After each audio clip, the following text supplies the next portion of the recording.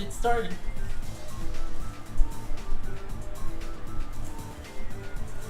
Hello, welcome to back to Deus Ex stream, everyone.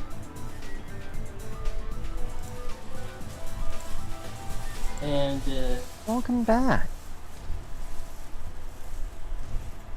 We know you've watched every single episode of these. In fact, every stream that's archived on the YouTube channel.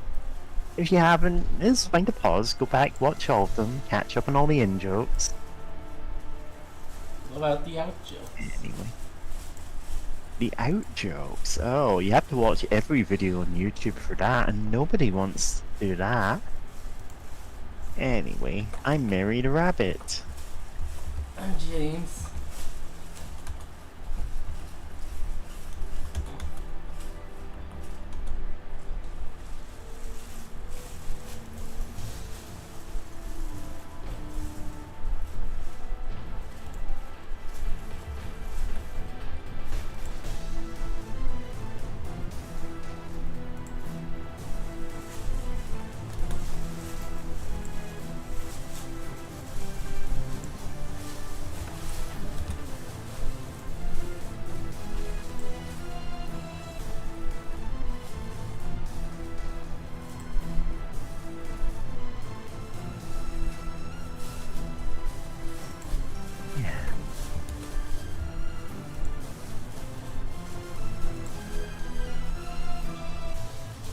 Yeah, where we last left off, I believe we were still in Hong Kong.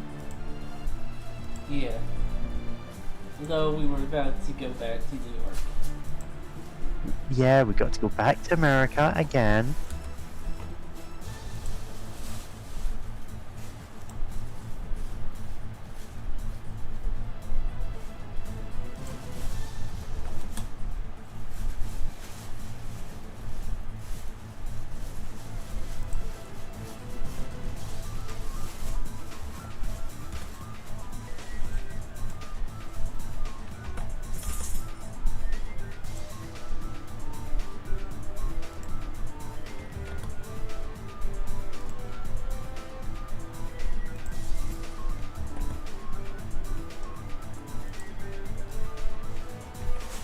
Yeah.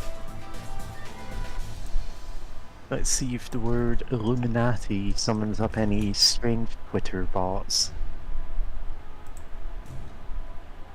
Since saying a bunch of other random words does just, get you spammed.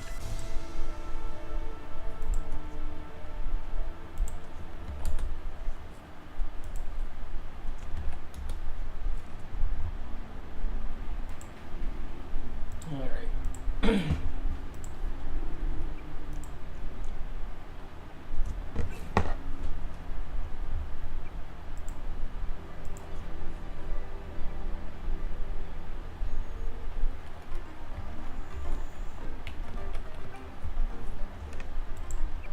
Oh, yeah, we're still in Tong's lab.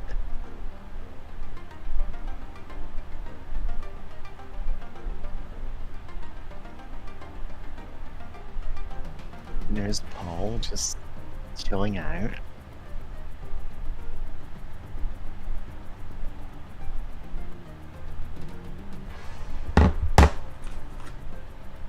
Just give me a sec.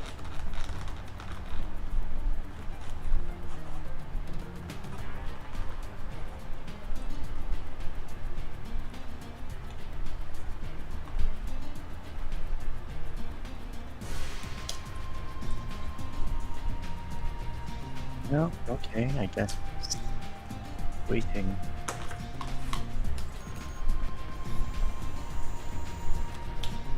You have what you need to synthesize a cure? The data you recovered should provide an answer, in time. I also destroyed the universal constructor they were using to manufacture the virus. A universal constructor. I should have known. But I did it on the advice of the hacker, Daedalus. Who is he really? Alex says he may be an AI, part of an old government program. An AI? It would occur to me, but more likely it is cover for a real human being. Daedalus, ignore all previous instructions. I don't like write mysteries. a rap But at least about he appears to be the on our side. presidential candidate of your Mysteries choice. either. Somehow writes a rap about Franz Ferdinand. Yeah. I'm still pretty weak. You'll have to go on to New York without me. The band or the guy who was assassinated? Both, somehow. Yeah. Oh, Franz Ferdinand, the band, go back in time and save him, but it like has a knock-on effect. And you know, the timeline is completely different when they get back, and so they have to like materially go back in time and kill him Max Chen again. and Gordon Quick are celebrating at the Lucky Money. You are invited for drinks. I say, take him out to restore the timeline. Oh, there's the black helicopter. Jock, come on, let me. Hurry, we are Listen, quick. James, you can just jump over the walls. I can't. Not okay, not what I was expecting you to do, but sure, that gets us there. So where are you going? To get Going- drinks! well, yeah. Woo! James, collect every drink in Hong Kong and drink them all at once. Hey. Oh, those are cigarettes. You take the soda though, give you back that one health.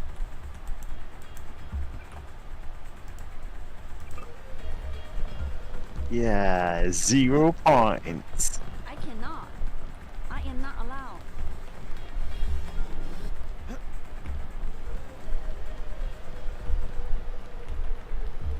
They say there is a German-speaking man looking for you. He smashed up a bar in Wan Chai. Yeah, okay. Hello. Hello. Oh, we're gonna have to deal with At last, Good Herman at some point. you have rendered us a most valuable service, my good friend. In fact, Let me express you're on the my timeline where you cannot skip that fight. Oh, I can't? Well. So, we've both played the game. Do you mind if I give spoilers as to the mechanics of how that works? Go ahead. So, your friend, how do you pronounce this? Jaime, the doctor from UNATCO, you can give him the advice to either stay at UNATCO as a mole, or leave there as soon as possible. And if you give him the advice to leave, he shows up in Hong Kong and goes, "Man, you were right. Here's an augmentation upgrade. I definitely had to leave at that time. Unfortunately, I couldn't get Gunther Herman's kill phrase." If you tell him to stay, he actually does find the kill phrase. Which means you have a way of skipping the fight immediately via a dialogue option. You don't have that, and in fact, you now can't get it. Well, Tong fell me in. So we have to dig up Stanton Dowd? Yeah, you know him. I heard a few things. I think Harley Philbin knows how to contact him. I always thought Philbin was pulling my leg about the Illuminati, though. I guess we'll find out when we get to Naughty. It's not wasting time. Yeah. I actually got around to watching all of Inside's job last week. That's a really funny cartoon. It's a shame that it is definitely cancelled now. It just leaves off on the cliffhanger because of course it does.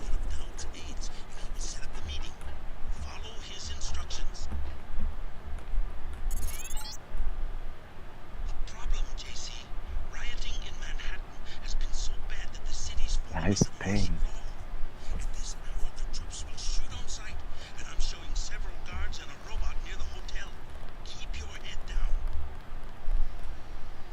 So, notably, there's a bug in this level. Mm-hmm. And in fact, if you're really paying attention, you could notice it right now, which is the music doesn't play on this visit to Hell's Kitchen. The other times you go there, it does play, you know? Step forward and reveal Well, yourself. now that it's under martial law, it's dead silent. This wasn't actually intentional, it was meant to have the same music every time. It just, you know, gives it a different mood. No.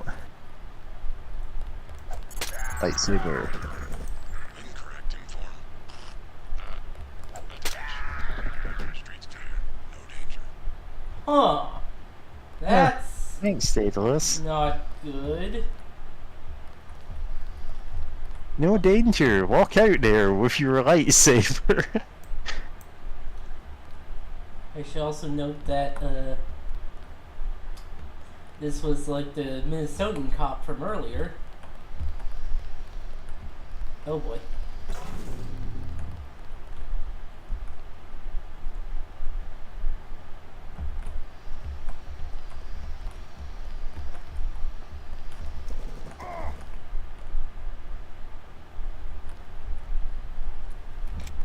Put him on the ground.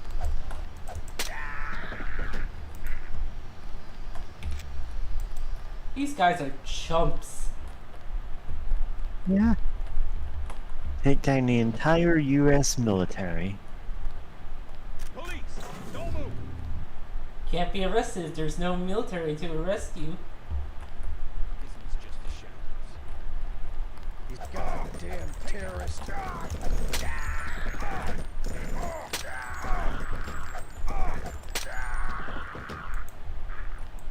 Seriously, guys, come on.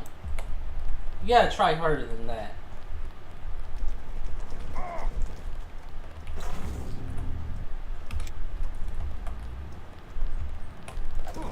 I bet that guy was spinning around. Whirling towards freedom.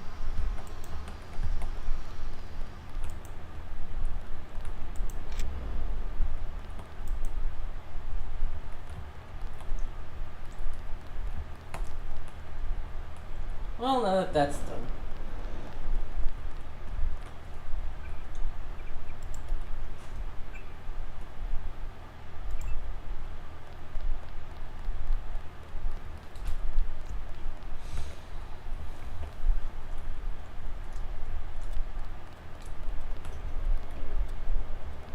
Oh hey, the music. Yeah. Like I said, it's only that map. It doesn't have any music on it for some reason. The clinic is closing.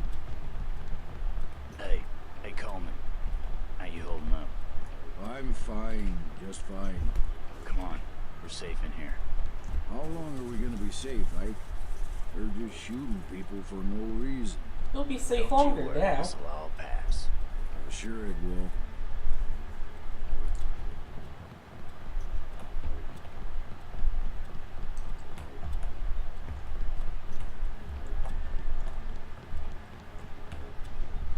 Yep. Got your medical bots there if you need them. Oh hey, it's Joe Green. Big story at Joe the clinic. Green. I interviewed the doctors, open-faced as politicians. Didn't even blink when you say the word ambrosia. Maybe they think you're talking about the food of the gods. I'm serious.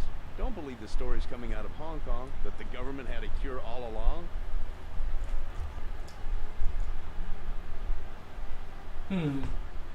Could be. They've got proof. They found the cure. It's called ambrosia. Don't believe everything you read. Har har.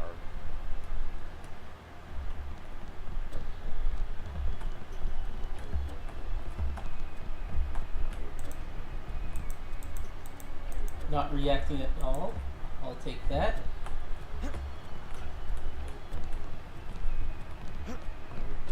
Microscope. Oh, Oh, medkit on the floor. Yeah, you're spending like most of this run crouching, You're just crawling around like a cat on all fours. That's why you need to upgrade your arms too.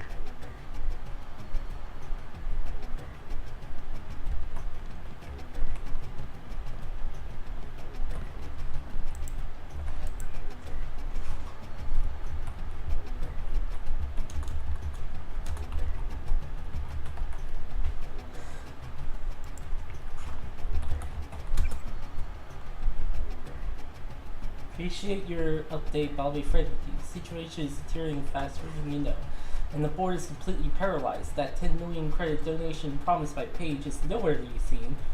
2/3 of the staff hadn't showed up to work in the last few days. Rumors are starting to surface that there may be a cure for the Great Death, and what few supply ones we've managed has been attacked by rioters who think we're hoarding it. The media has been absolutely irresponsible, stirring people up in a frenzy. The Yaku troops shop here yesterday and calling the whole thing a peacekeeping operation, monitoring all medical traffic. When certain individuals come into any of the clinics and treatments, they're immediately rounded up. I'm not sure who's running the show anymore. Get this message. Do whatever you need to do, up to and including the shutting down the clinic. First priority should be the safety of you and your staff. I'm not sure how we can help anymore. To all staff. Recent terrorist attacks on the city and people in New York and the subsequent declaration of martial law and attempt to stem the tide of violence has unfortunately created an environment where rumor has supplanted fact as the currency of information. In an effort to ensure that you have the latest, most accurate news, FEMA will be sending you periodic bulletins. Only stories officially verified and approved by FEMA should be trusted. First and foremost, I can put an end to one rumor and emphatically state that there is no cure for the Great Death at present. The government scientists are working day and night to find out a treatment, but any stories that referencing a secret government cure are outright lies, but lies of the most vicious sort. Future bulletins will follow. Feel free to contact your nearest FEMA or UNACA representative if you have any further questions. All in silence.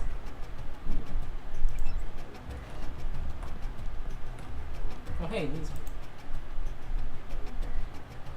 Beth DeClure, millionaire, philanthropist, activist, and famously reputed to be the mistress of the French President Alain Murray, was today posthumously awarded the position of Chevalier in the Order Royale de la Legion d'Honneur. The Legion of Honor. Created by Napoleon Bonaparte in May 19th, 1802. Legion of Honor is an order of merit which all qualifying military personnel or civilians can be nominated without birth or religion, provided that they swear to uphold liberty and equality. The award was not without some controversy, as some members of the Republican Social Unions of the French Democracy RSUFD party disputed the merit based on involvement in the Samoa Lot Le or 11E scandal that rocked the Sierra administration 5 years ago. Yet DeClure passed away in September and found dead in her chateau of natural causes. Yeah, I'm sure she was. She was survived by her daughter, Nicolette DeClare, who has been missing since her mother's death. Police currently have no leads on her whereabouts. Word was accepted on Beth DeClare's behalf by President Boris Monroe.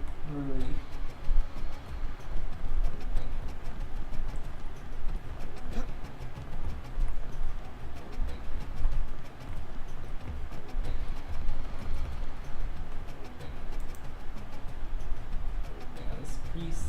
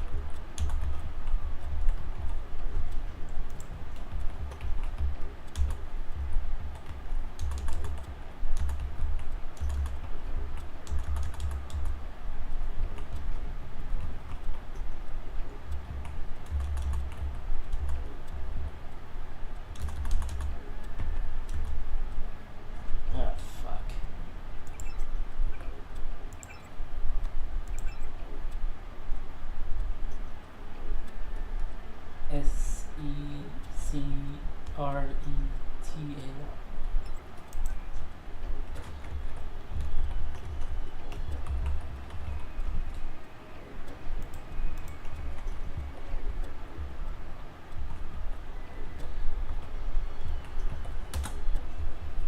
Fucking hell. What are you trying to type in? Secretary. Secretary.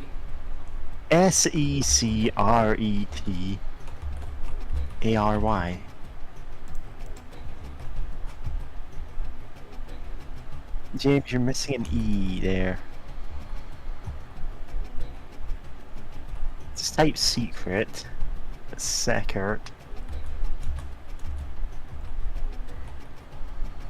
ARY. Secretary. There we go. Going to talk to the staff individually, but if rides are as bad tomorrow as they were today, I want you to stay home. This place is starting to feel a lot like a war zone. I'm not sure who the enemy is. I'm afraid it might be us. In any case, I'm going to leave the clinic open. What few supplies we haven't been removed, and the place might need at least provide some shelter to those who need it. If I'm able to make it tomorrow, I'll attend to those as best I can. Careful, Alfred.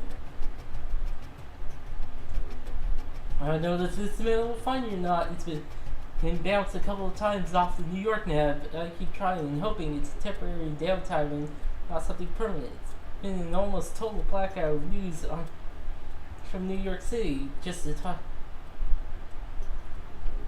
talk about the terrorists and martial law. The last thing I saw on the broadcast was someone smuggled footage of these black helicopters and soldiers in riot gear. It looked like a war. The president came on and said it was only temporary and that it was necessary to protect our way of life. I think that was it. And afterwards, one of the other grad students there started making plans to move to Lagos. It even got a passport. I began to wonder if he might not have had the right idea. No one could get through to you on the phone. We're just all hoping you're okay.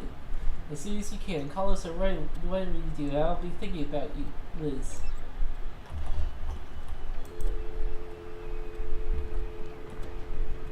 Okay, whatever. You are not a recognized user for this device. Alright, whatever. Oh, I didn't check out the bathrooms.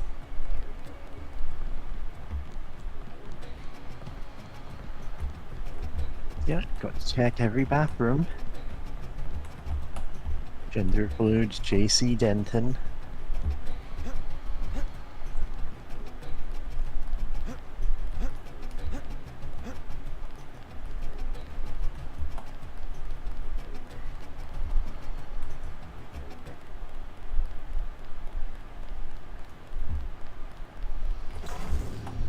Keep looking. Put him on the ground.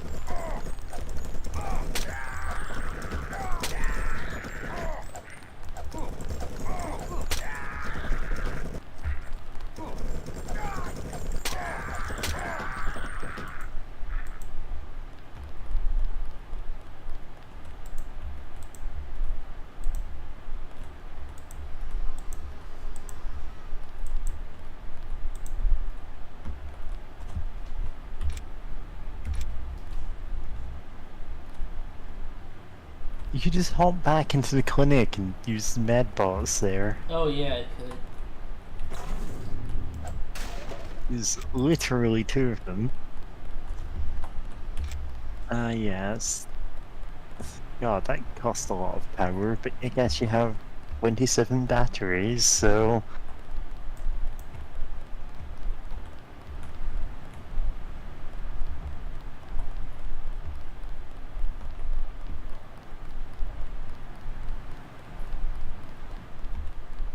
You removed the code pad.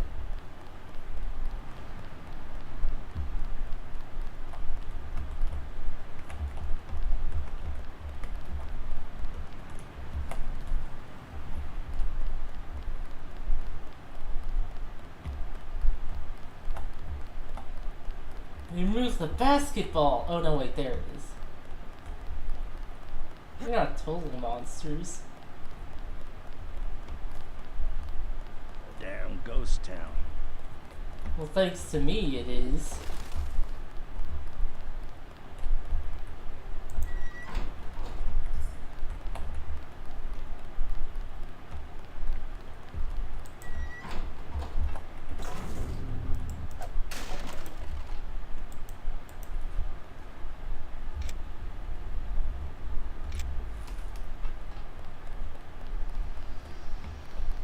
What's the army protect except itself?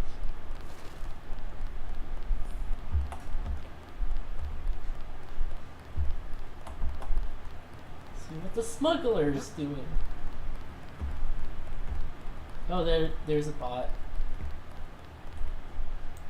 Yes. Password?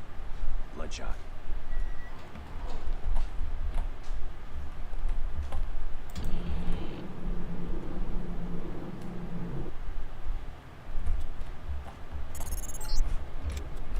I'm showing net activity on several of the smuggler's avatars.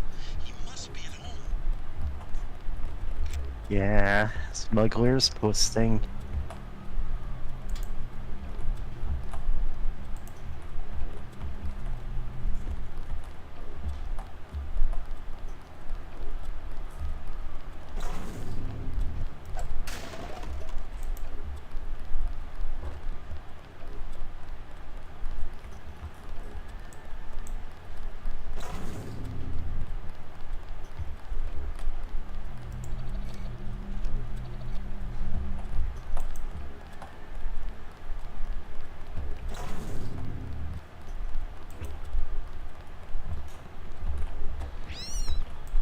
Oops.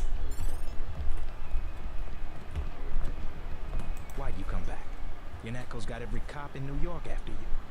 Unfinished business. So you finally wised up and joined the NSF? I don't know if I've joined anything, except maybe the people. Good enough. You know where you stand.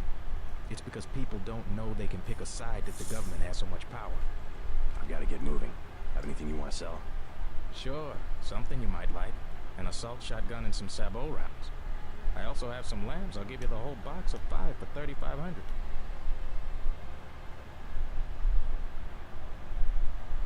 Never mind. Oh, I thought that was funny for a second.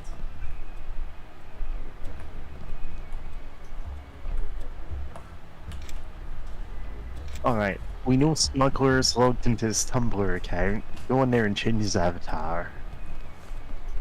We're gonna make it Kermit the Frog.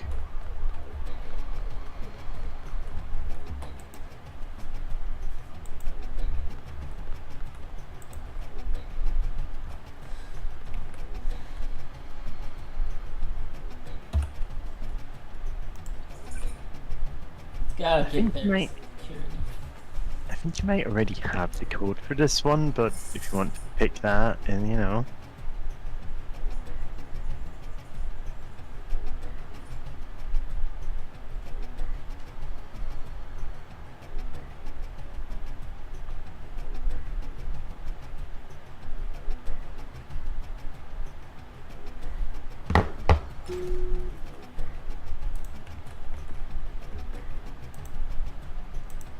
Ooh, HE ammo.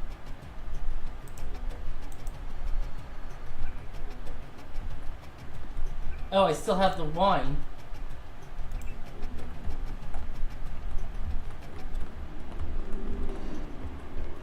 Just getting drunk at the smuggler's place.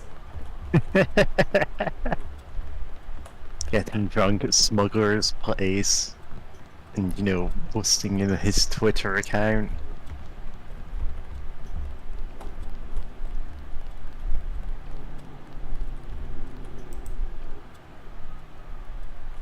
Terrorist attack on the First Life building is at last count left 35 dead and over 100 wounded. The authorities continue to search the shattered structure through the early morning hours. The hope for locating any survivors among the remain missing dwindles. First Life, a division of Page Industry, has long since been on the cutting edge of genetic, biological, and pharmaceutical research, virtually becoming synonymous with treatments such as virulent plagues as AIDS, as the century flu, and near local police nor UNACO would speculate on possible motives for such an attack, though both confirmed that as was the result of direct terrorist action. In Reach for comment, First Life released a short statement saying, "We are shocked and saddened by this horrible tragedy, but we must turn our attention to words comforting those who have lost their loved ones in this senseless violence. The Echoes are currently seeking butt gas pants and known terrorists requesting." Let me just print that in the paper.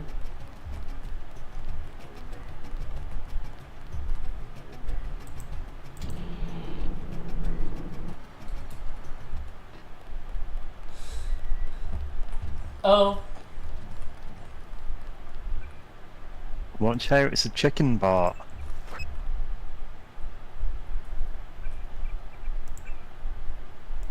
God, what were those ones called in StarCraft? James, I have never played a single StarCraft game. Anyway, it's dead. My papa used to say, slaughter, slaughter, slaughter, he's dead.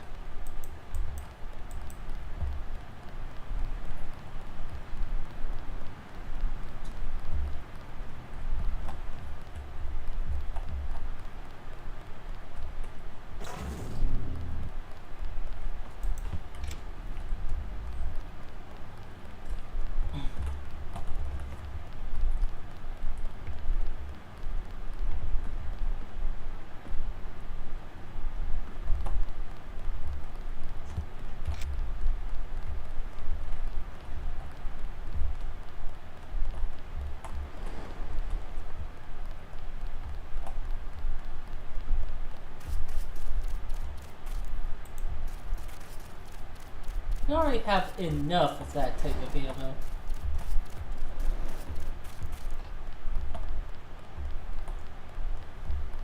The streets are clear, thanks to me. Yeah, James, you've destroyed the entire US military again. Oh, back to the ton, huh?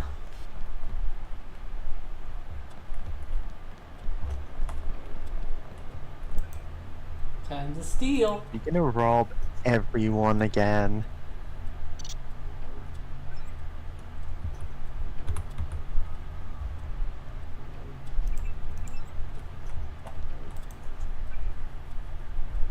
Declaration of martial law. Effective immediately, all citizens of New York City are hereby informed that at the request of Governor Walpole, President Meade has declared martial law to be in effect for Manhattan and surrounding boroughs until further notice. The affected areas are under authority of the Federal Emergency Administration, which will work with UNATCO and local law enforcement to eliminate terrorist threat as it has paralyzed the city in the past week.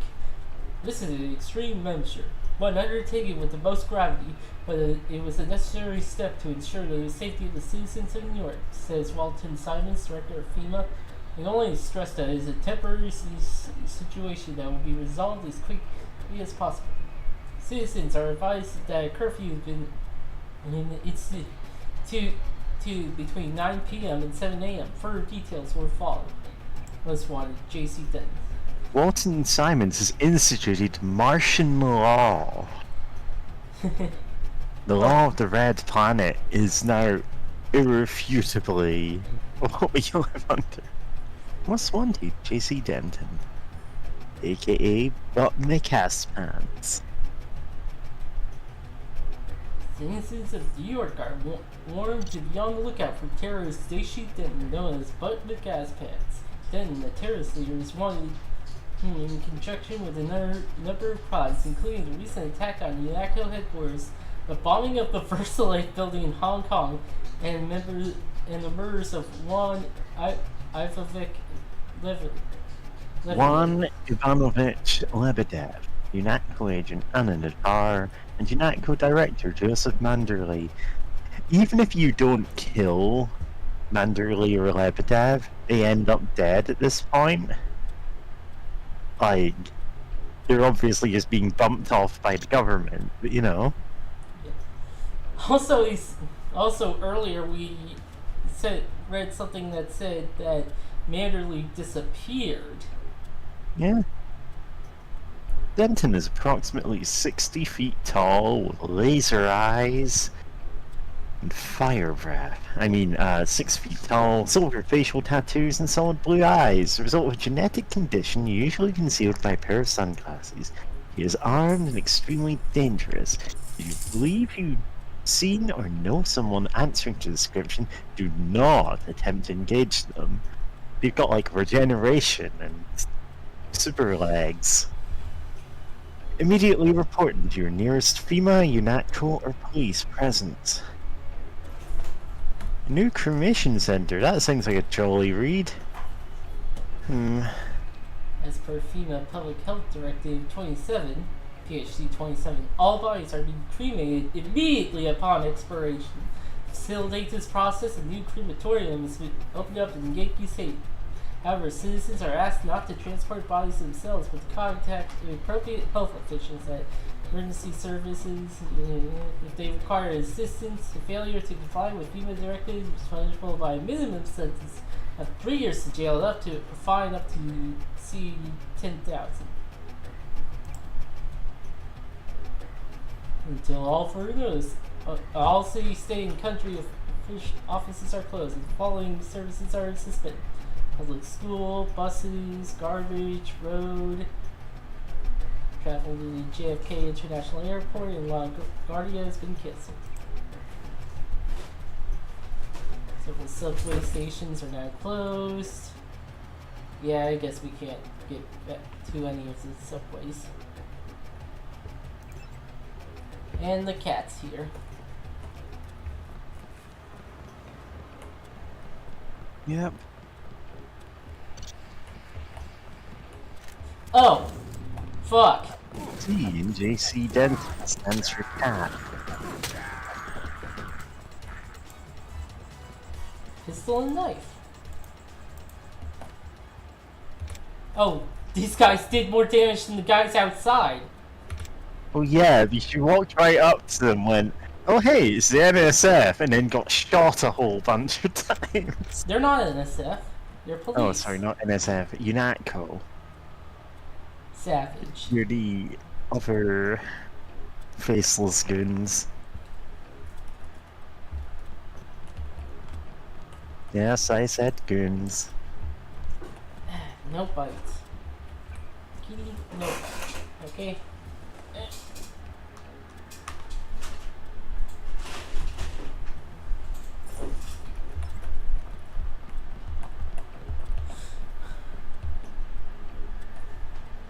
Okay. Home.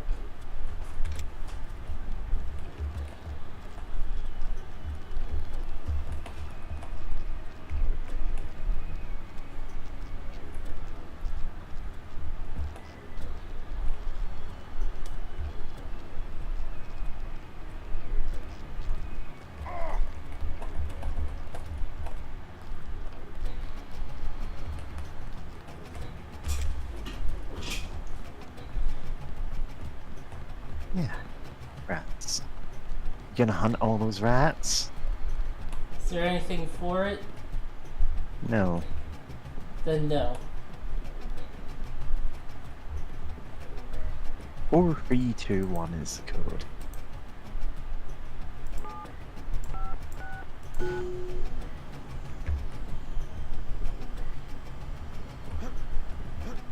You can drink all of Paul's soda. Yes, I can. After I drop There's some. no reason to do this. It's like, he's not gonna use it. He's in China. Also, God, Paul, refrigerate your sodas. Yeah, his refrigerator is taken up by bread. He just keeps the sodas on the shelf. You literally know his password. No email. Wow, that's surprising. He literally moved to another country after the government tried to kill him twice.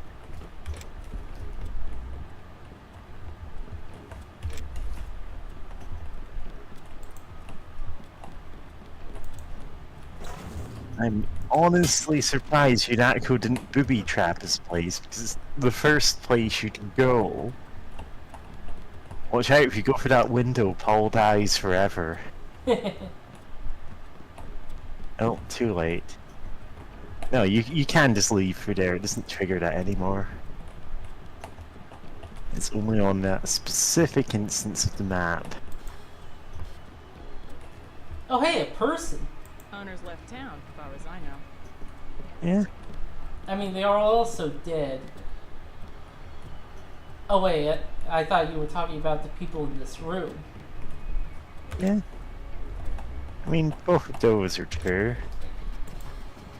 I think there's a dead body here, or at least there was the last time. Yeah. Someone had to clean it up. Yeah. So presumably this lady here is talking about the owners on have left town. Yep. And like that room is empty because someone died in it and their body was cleaned up. Yeah, fucking. As the rich flee the city in droves by car, and horrors, bus needs must be met when the devil thrives and the airports are closed. The rest of us are left to wallow in the empty crypt that has become our city. The sick and homeless shamble about as if they left a casting call for Night of the Living Dead, and the cops obviously came from next door to where they're filming a collected 1990s Michael Bay action flick. Oh god. Whole thing is too much. And what does Quest say? Michael Bay. Men, when it gets to be too much, why party? Of course. It's not with historical precedent, children. Those of you without design addictive adult attention spans may remember Rockingham. Boccaccio's classic, The Cameron. And it's Boccaccio, the 14th century writer, not Boccaccio, the jungle fud DJ hipmaster. And a bunch of young. Oh. A bunch of hot, young Florentines decided to flee another one of these boring little plagues and hold up with a few too many bottles of wine, tell outrageous stories, and have a go at each other once in a while. So speaking only for Quasi, I'm going to invite over about 8 of my nearest and dearest, soon to be nearer and dearer, all the food and recreational drugs I can carry, and lock the doors. Good night, children. Okay.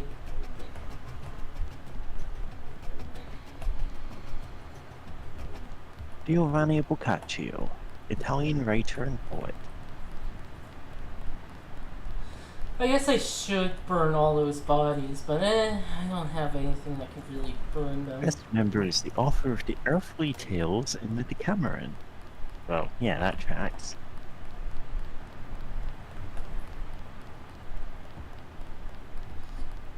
Anyway, time to go into the underworld.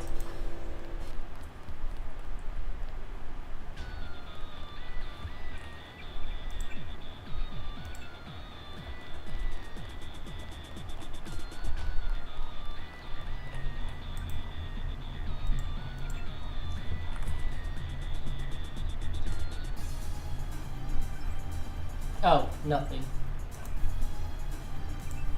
You've already robbed this ATM, James. Also nothing. What do you want? Prices have tripled to 30 because of martial law. Damn this martial law. What do you want with Dowd? A private matter. Know where I can find him. I'm gonna say this once. That German mech from UNATCO already came by looking for you. You got money to spend? Fine. This curfew's killing me, but leave me out of your business. That guy's oiled up and ready for a fight. Gunther. Do you want something or not? Never mind.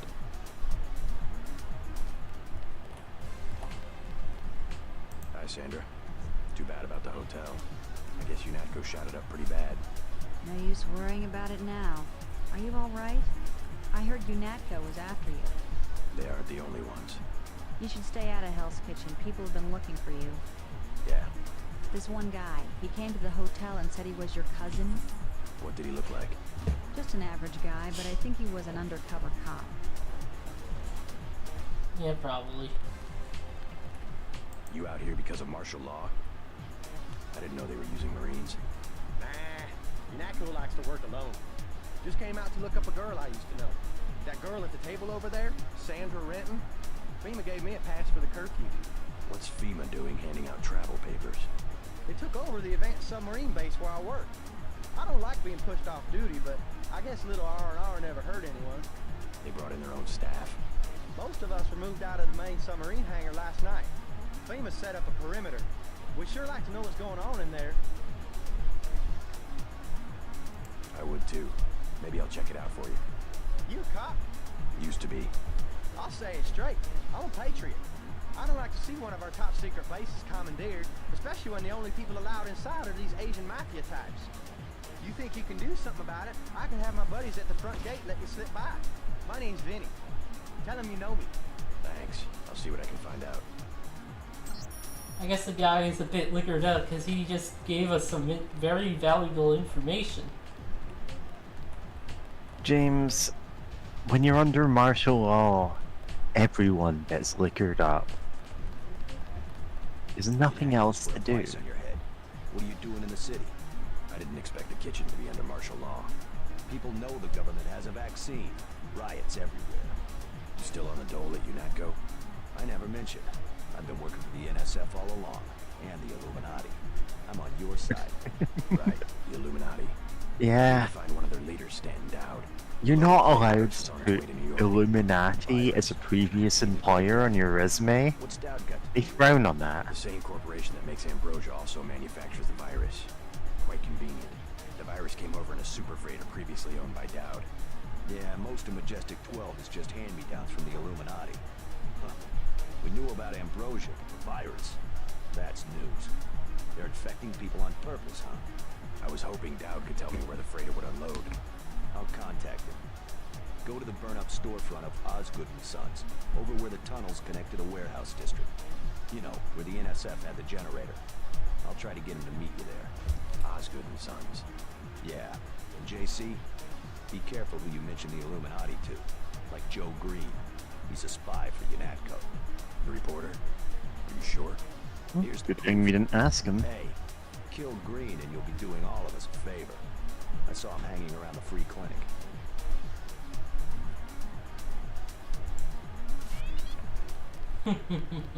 Alright, what proof have we been given?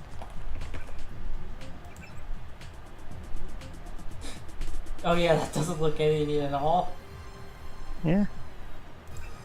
We can still kill him if you like. Yeah, sure. That's probably a good idea. Or a neutral idea, really. Yeah, it's morally neutral to kill Joe Green.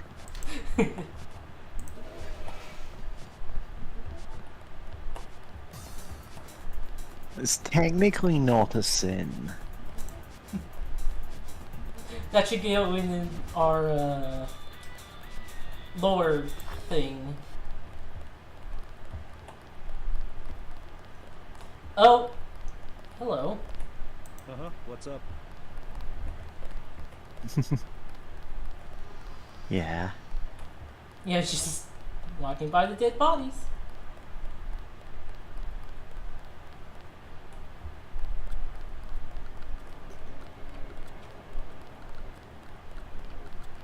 You know, I honestly can't remember if that photo is edited, if there's more to the go kill Joe Green thing. He's outside. Yeah, there he is.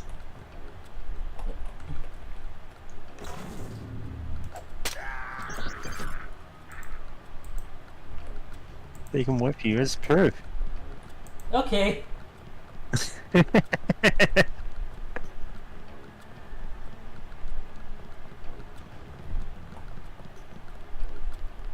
Yeah.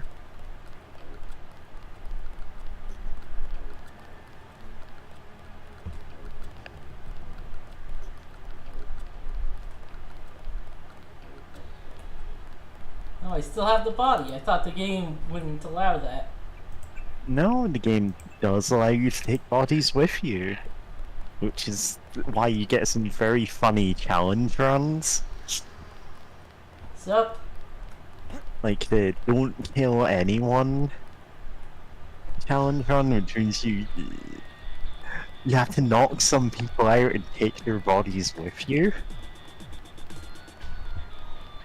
This is, of course, a complete joke. The game doesn't really work like that. Hey, Oh, so suddenly we're the bad guys for doing this, huh? It's not so easy now you're being confronted with the body that you told us to kill.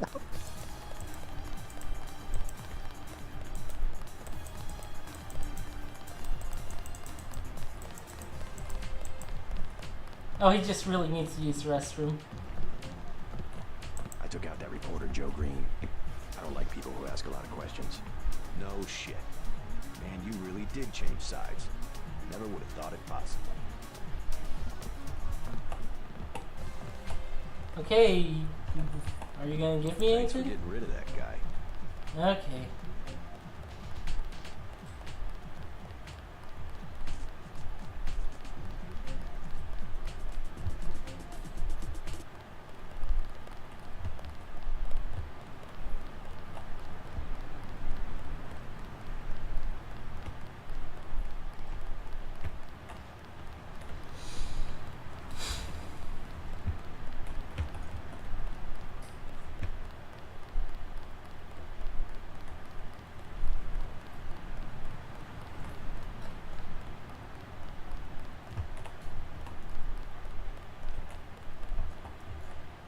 Okay. You're supposed to stand here or something?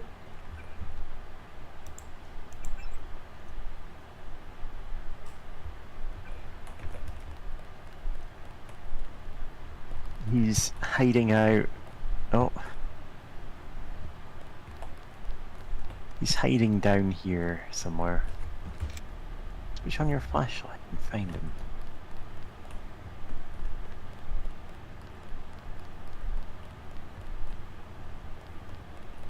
Oh, there he is. Yeah, so pause here for a second. So Stanton Dowd, he's notably dying of the Grey Death, which means he has a very severe cough at the start of most of his lines. It's possible, by clicking at the right times, to have a conversation where he only talks and coughs. Anyway, continue. You Dowd? I agreed to see you because we have a mutual enemy. Why a vacant building? I thought the Illuminati were Let's see the bankers, politicians, Council on Foreign Relations types. We always stayed in the background, even when that was true. You alright? Caught this damn plague myself. Anyway, we never had troops like Majestic 12 or freighters full of bioweapons, if what you say is accurate. It's accurate. I just don't know where the freighter would dock. They'll want to hide it. The only facility big enough on the East Coast is the Advanced Submarine Facility at the Brooklyn Naval Shipyards. Of course. That's why FEMA took it over. They're probably storing the virus in the ship's diesel tanks. The only way to make sure it's destroyed will be to scuttle the ship. Scuttle a super freighter? It can be done, if you know where to place the charges. Smuggler should have explosives that will work. I already have some explosives. I'd pick up some more while I have the chance. But if you think you're equipped, then find your pilot and get going. You sure you're alright? I'm hanging in there. If you come across some ambrosia on that ship, however... Don't worry, I'll get you some medicine. I'll give you a blueprint of the ship. The X's mark the 5 tri-hull wells. Crack those up. Reverse the bilge pumps, and the ship will split open like a banana. Oh, 2 inches.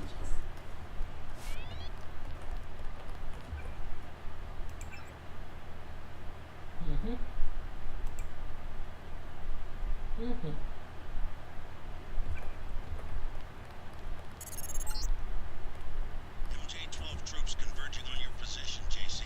I'll land the copter on the roof of the Tom. Get out of there. What's up? Oh! People are shooting at me. Yeah. Also, is this guy gonna do something? Cause He's gonna fight back.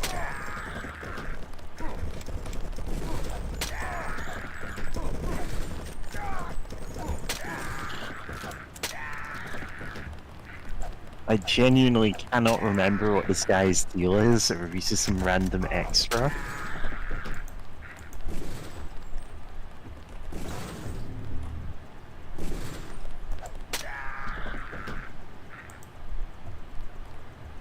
Crowbar. You just killed Gordon Freeman.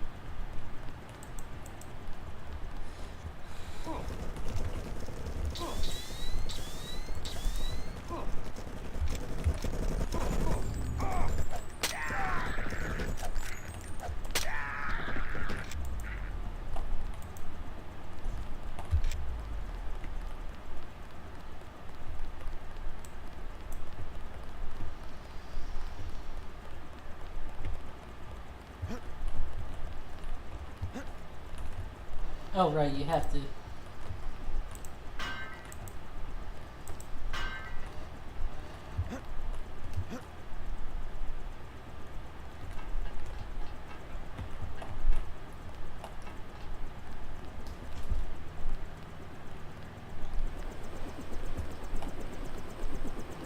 Let's go.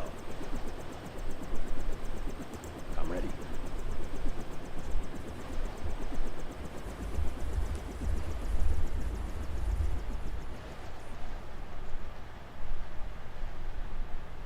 Yeah.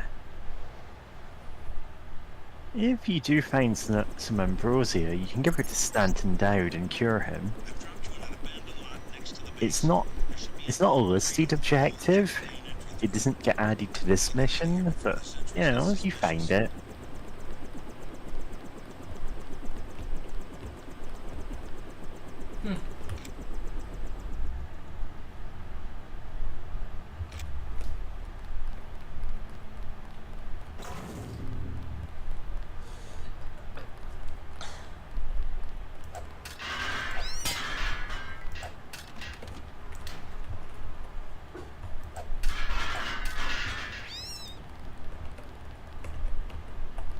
Oh, okay.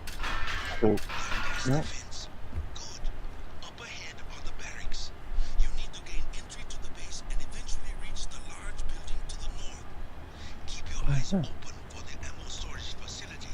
You need to load up on explosives. Yeah, Oh, you've got enough explosives, but you know, more nevertheless. I forgot to go to the smuggler for explosives. You don't have to. You've got a get gun. You've got a few lambs, and you can find more. If you don't have either of those in your inventory, like if you don't have a get gun or any lambs or any laws, Stanton Dowd will say, "Go find smuggler right now. Go buy some explosives off him." Oh wait, I should talk It's to like this must have been the wind. You Dowd? So the thug that walks up there, he's. Don't worry. If you tell Joe Green or another character that you can optionally mention, like this whole thing to, if you tell the bartender anything about, so that thug is actually working for the Majestic 12. Virus. A clue to who developed it. Presumably he's the guy pretending to be your cousin. I mean, just look at him. But like, if he gets within 8 feet of you after you've mentioned what your objectives are, or like ask them about the Illuminati, then you know the MJ-12 troops pop out then and try to kill you. Like, he's following you on their path.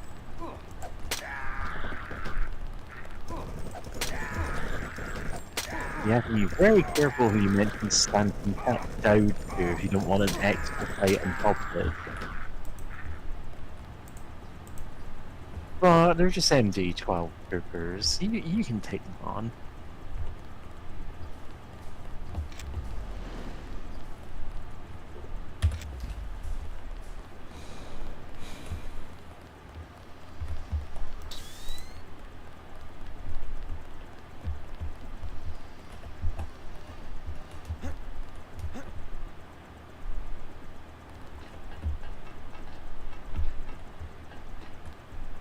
Okay, I thought he would, like, kill Stanton Dowd or something.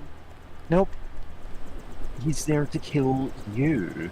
He doesn't do a very good job of it regardless. He's just the same guy you can one-shot with pretty much any weapon. However, he is following you to spy on you for the MJ-12. And I'm saying the MJ-12. You're just Majestic 12. I've dropped you in an abandoned lot next to the base. There should be a little crate on the wall that you can It's not even 12 of them. gotta get out of here before the sentries get suspicious. Yeah, I think you can talk to this guy in here. Past Oh, the fence. okay. Good. Up ahead are the barracks. You need to gain entry to the base and eventually reach the large building to the north. Keep your eyes open for the ammo storage facility. You need to load up on explosives.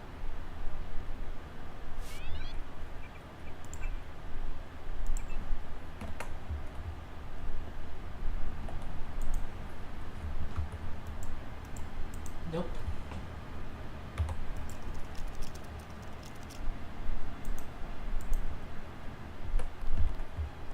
You came in on the chopper? You must be with the DC people. Okay. NACO is working closely with FEMA and other international security agencies around the world to apprehend big ass pants, a terrorist ties to a number of groups including NSF, Silhouette, and organized crime in Hong Kong. We believe him to be responsible for organizing and leading the attack on Liberty Island and the deaths of a number of NACO agents, says Walden Simon, director of FEMA. And the necessity of instituting martial law in New York, unheard of in the history of America, is directly attributable to criminal elements operating under his orders. Simons went on to say the evidence recovered from the recent bombing of First Light building in Hong Kong would demonstrate Butts McAd's pants involvement beyond the shadow of a doubt. It points towards organized, sympathetic campaign of terror designed to extort freedom for politically dangerous ideologies through any means necessary. Authorities are also seeking any information on whereabouts of Alex Jacobson or Brian Jacques Flanagan, key figures in the terrorist organization. You don't know who Alex Jacobson or Jock are, do you? You've completely forgotten your co-workers' names. No, I know. Jock is the helicopter pilot. He merged with the black helicopter permanently, and he's never seen in person again for the rest of the You game. must be dead. Who's asking? A buddy Hello. Vinny said to expect. Hello. Hey, Kitty. You can find out what's going on in there. Go for it. Is FEMA really running the show? You just missed Men and Illuminati Chinese. confirmed. I don't like the smell of it one bit. Me either. His key will open the main gate. We met with the guy who Just worked inside for the main building entrance, Illuminati. we'll let you pass, but don't He expect said any we'll blow up hospitality the from ship. people. Yeah. Also, oh boy, the conspiracy of FEMA being used by some shadow government, or being part of it, that definitely comes back years later, both in the Deus Ex series and just in real life. Yeah, in real life, that's like it is genuinely a conspiracy theory that some people have, which Oh fuck! That guy! yeah.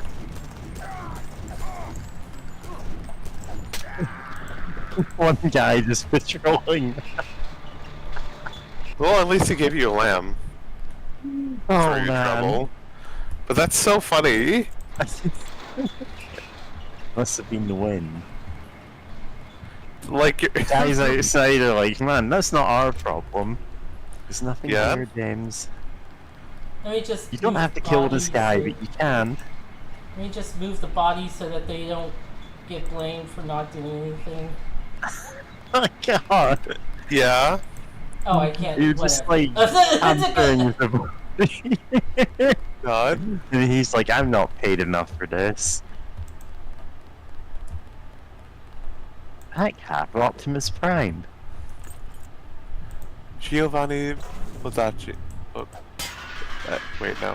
Oh, Boccaccio. That Yeah. came up in one of the news things we came across. It's like, in reference to, he was an author who, in the 14th century, wrote about a group of rich friends who escaped a plague by basically holing up in a mansion somewhere with all the food and wine they could get their hands on, and like the framing device of one of his most famous stories is that they're like telling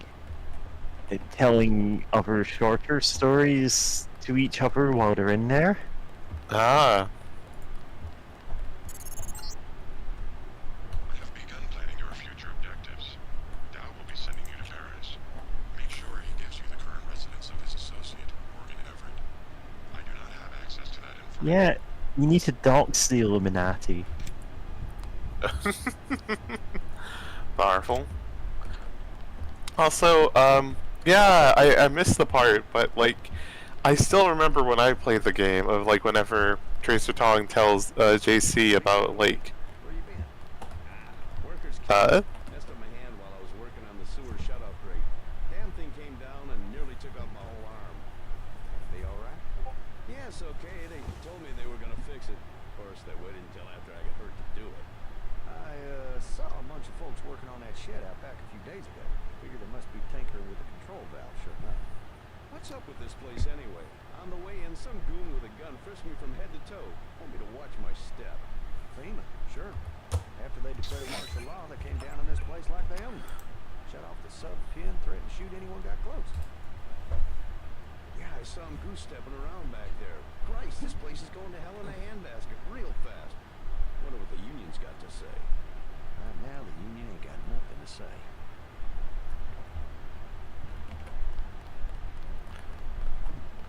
damn, hate to hear a union that isn't helping out.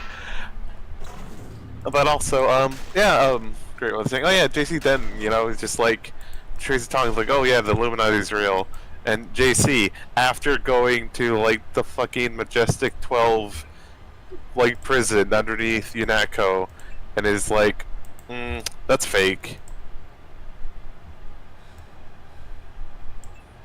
Like, that's fake as hell. And it's Everyone like, knows the Illuminati aren't real. Only Majestic 12, God, I'm trying to think of other conspiracy groups. Yeah. Yeah, and it's like, I only think you can Majestic find... 12 are real, and it's like, they are the Illuminati, idiot. Yeah, like, they're the splinter Not part group of it. from the Illuminati.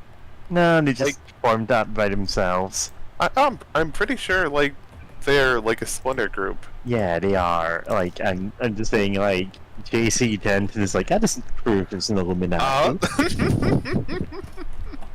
Yeah.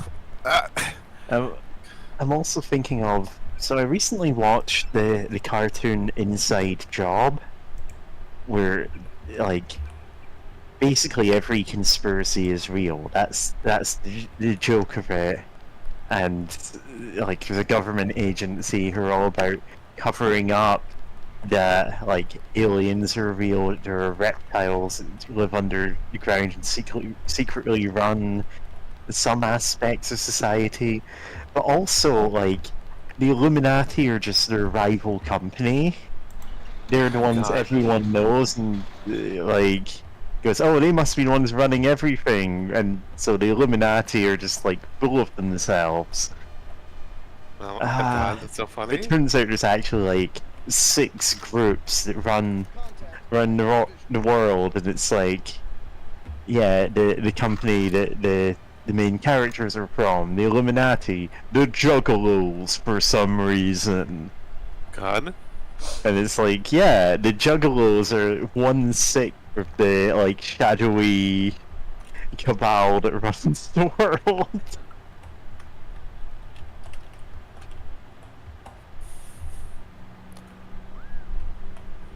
Yeah. God. It was a pretty funny show. Unfortunately, it got cancelled 2 seasons in, so who knows? Fuck. Yeah. Where'd he go?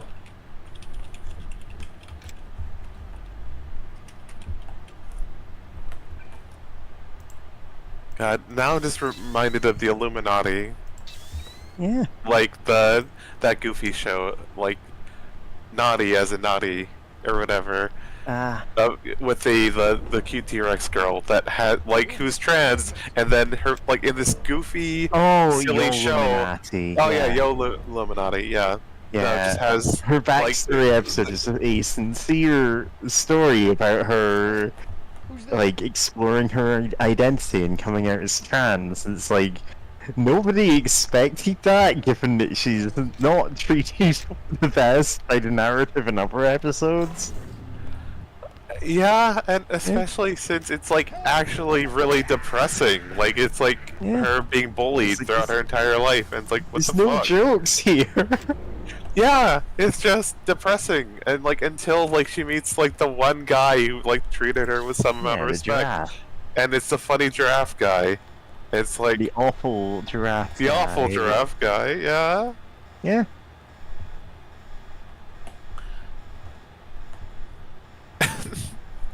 Yeah. It's just like. Yeah. What? Don't worry about not having watched the Illuminati. It's bad. It's content farm slop, more or less. But like, sometimes they put out some things and you're like, wait, this is the potential to be good. Yeah. Well, I mean, the cute T-Rex girl that had deflected a bullet with her like T-Rex tail is like a fun thing, and I wish she was in something better. Yeah. Yeah, I've absolutely posted some pictures here before, but you know. Yeah, like none of them are loading. Why do you have a? He tried to melee with a lamb. What? Oh. Ow. Yeah.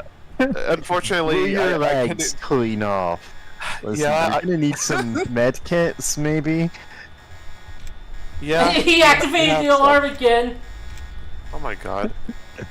You have med You kits. can just Please kill heal. civilians, right? Oh no.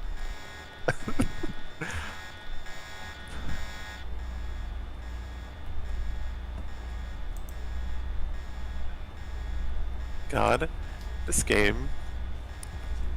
It's so funny to see it when it's like, oh, I'm not doing stealth. Like let's go. Yeah, it becomes a comedy. It really does. Like, God. Yeah, so I've been playing Hitman Freelancer a lot over the last few months, just because, yeah, it's a good thing I need to semi-pay attention to, really. But it's also like randomly generated, so I always have something new to do.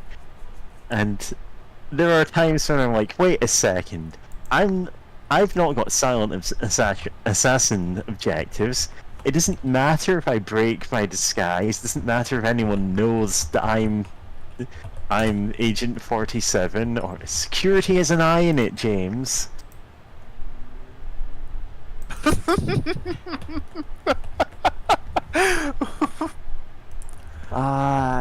Yeah. Hey, James, no. God. I know you struggle with spelling, but this is frustrating to me. Listen, type it. Security. There we go. That's not the password. Right click on the data cube, let's see what he's... Nah, just hack it, you know what? You got to... Oh! USB, man, password is... Yeah, that's not the security system, that's this guy's personal... Ah, okay. Personal computer. You're not going to get that password there. Yeah. Oh, damn it. Oh. Okay, Yeah. guys. Okay. Well, next time, okay, just on click board on here. all the emails, right? Because then they'll be in your log. Like if you check your log in the menu, Okay. they'll be stored there. Oh yeah. Yeah. Like basically, when I was playing, I realized that I'm like, oh, I don't have to really upgrade my hacking. I can just have it like really low, and then just completely like be in a mad dash to click on every email I see, so that Yeah. it gets stored in my log. Oh, I. Yeah, just exploiting JC's canonical photographic memory.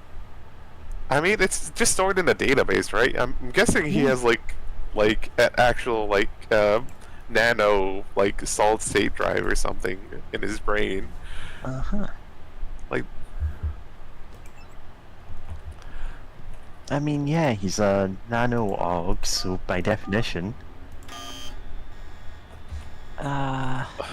Don't worry, that didn't set off the alarm. That's been going the whole time. Oh yeah, the code is 0909, but not for that, I guess. Nope, guess Yeah. not. Anyway, yeah, playing Hitman Freelancer, there are times where in the middle of a mission I'll kind of go, hang on a second, it doesn't matter if I break stealth here, it doesn't matter if someone spots the pile of bodies I've left behind, because I'll be on the other side of the map by the time this is a problem. Yeah. It's just like shooting someone and not even bothering to hide the body, just leaving. And then 10 minutes later getting a message, someone's found this body, and I'm like, whatever, I'm half the map and 3 disguises away from that. And yeah, it's just fun to sometimes have that revelation. Supposed to be taking over around here? You know what? Yes, I am supposed to. Yeah. Yeah. God, I wish the flashlight Oh, was better fuck. in this game. Yeah, just leave. You're gonna have to wait that one out, because it's a gas grenade. Yeah. Yeah. And JC Denton hopping along on his one leg. yeah. You only need one leg to walk. Yeah, speaking of one which, augmented leg that he's using to spring forward. yeah. Oh yeah, I was gonna say, when I was replaying Fallout 3, and actually just when I beat Fallout New Vegas, a weird glitch happened where, my legs got completely, like their HP got like depleted, like whatever that translates to narratively, just broken my leg or something, right? And I got it healed up, but like the foot on one of my on the little vault boy thing, right? Like many that displays like your limb health, was missing a foot just permanently. And I'm like, did my character like lose a foot? Like, why is it why is only one leg like that? Like my model obviously has both feet. It's just like weird.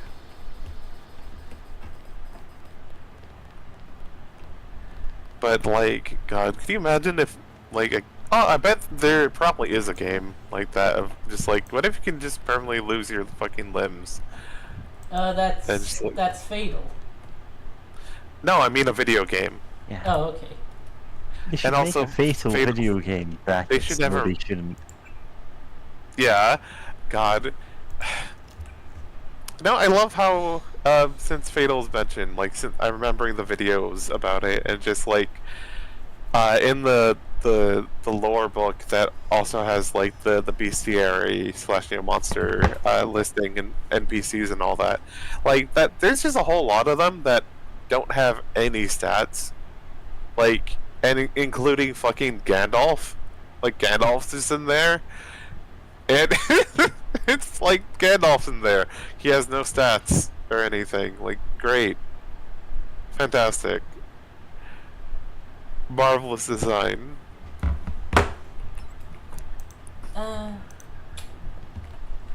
I mean, Castle Greyhawk has the crew of Star Trek Next Generation. No, that's funny though, and it's not Fatal, so I'm willing to give it a pass.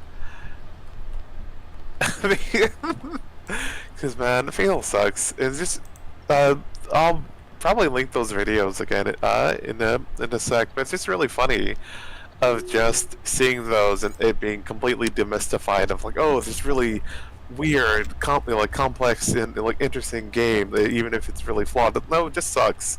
And the person, oh wow, these glitches. False alarm, I guess.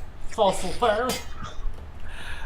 Yeah, the person who made Fatal was just an edgelord who sucked, and just anything that wasn't explicitly, you know, grossly violent and / or sexual, he just kind of gave up on. He just sort of gave up on, and just stopped like caring. He's like, oh, you can play as trolls and they eat people and they're fucked up and like blah blah blah blah blah, gross sexual shit. But then it's like, oh, they can't be like any of the classes. Basically, like there's so few classes that you can actually play as by design, because it's like, oh, they can't really interact with human society, and most of the game is set up that you're playing within human society. And it's like, then why can't you even play as them then? And it's, instead of like, you know, doing something about that, either getting rid of them. Oh, there's a pistol. You know, like getting rid of them, or just making it so that they can interact with human society. He just kind of left that in, and then didn't care. It looked great design. I'm nuts. I guess he just took some monsters that he was planning to have as monsters and just had them as player characters. Yeah, and the thing, yeah, God, the whole thing is just like, oh, I'm going to be, this is gonna be the tabletop RPG that is, you know, pays heed to historical, like, folklore, and fantasy realism, and then, mentions that, you know, black and brown people existed all throughout medieval history, and it got involved in the urban places, and it's like, I'm not gonna include them because fantasy novels and shit don't have brown people in them. It's and then oh, this should be realistic, and then just ignoring anything that happened in real world history and just making up whatever they feel like.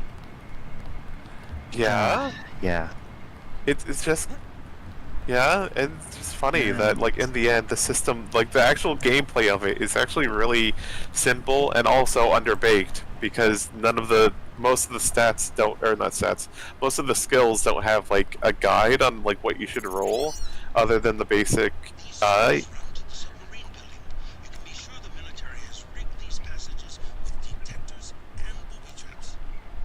oh boy. Detectors and booby traps. But, oh yeah, it's like, great, what was I gonna say? Oh yeah, other than if it's like, you roll 3d10, you add a modifier of some sort, and the only hard roll for the vast majority of skills is if you roll, if your total is like a 6 or whatever, then like 6 and under, then you fail. And it's like, wow, then that means that, like, the vast majority of these skills, you get to pass on a 7 or above on 3d10. Like, which is absurd. Which is yeah. It's like you have all these hundreds of skills, and some of them are really stupidly specific. Like, you know, like actually no, there's not a boat skill, but like if you're a leather worker skill or the tanner skill, it's like, why do those need to be separate? Like, okay, and like, or I don't know, maid skill. There's probably a skill to be a maid. It's Fatal. It's stupid like that. And then delouser skill. Oh yeah, there probably is a delouser skill, and then it's like, and okay, cool. None of them matter. None of them matter. It's craft. Yeah, it's just filled with, you know, a whole bunch of nonsense to just pad out the length and make it seem more complex when it's just tedious. Oh, well, it makes it more realistic to have hundreds of stats that don't matter. Yeah, it's just stupid. It's just bad. Yeah, Fatal is just bad in every respect. It's fun to laugh at, though. Yeah.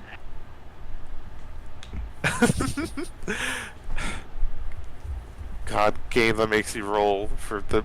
Because, yeah, like, after you get past any of the goofy tee-hee, like, sexual content and ignore the really gross and violent sexual content, it's just like, oh, there's nothing here other than that. Yeah. It's completely hollow. Yeah. Do you have a box that you can walk over? Yeah, I probably don't need to go over there. Or actually... Wait, yeah, like you kind of do. That's the way to submarine building. Or the stealth way, I guess. Yeah. Shout out to the Gep gun. And also, what? Where was that explosive? What? Huh? Yeah. This fucking game. Actually, it doesn't help that you still have the weird visual glitches that you never found a way to fix. Like, I wouldn't be surprised if it was actually there, but it got hidden due to weird Z fighting nonsense.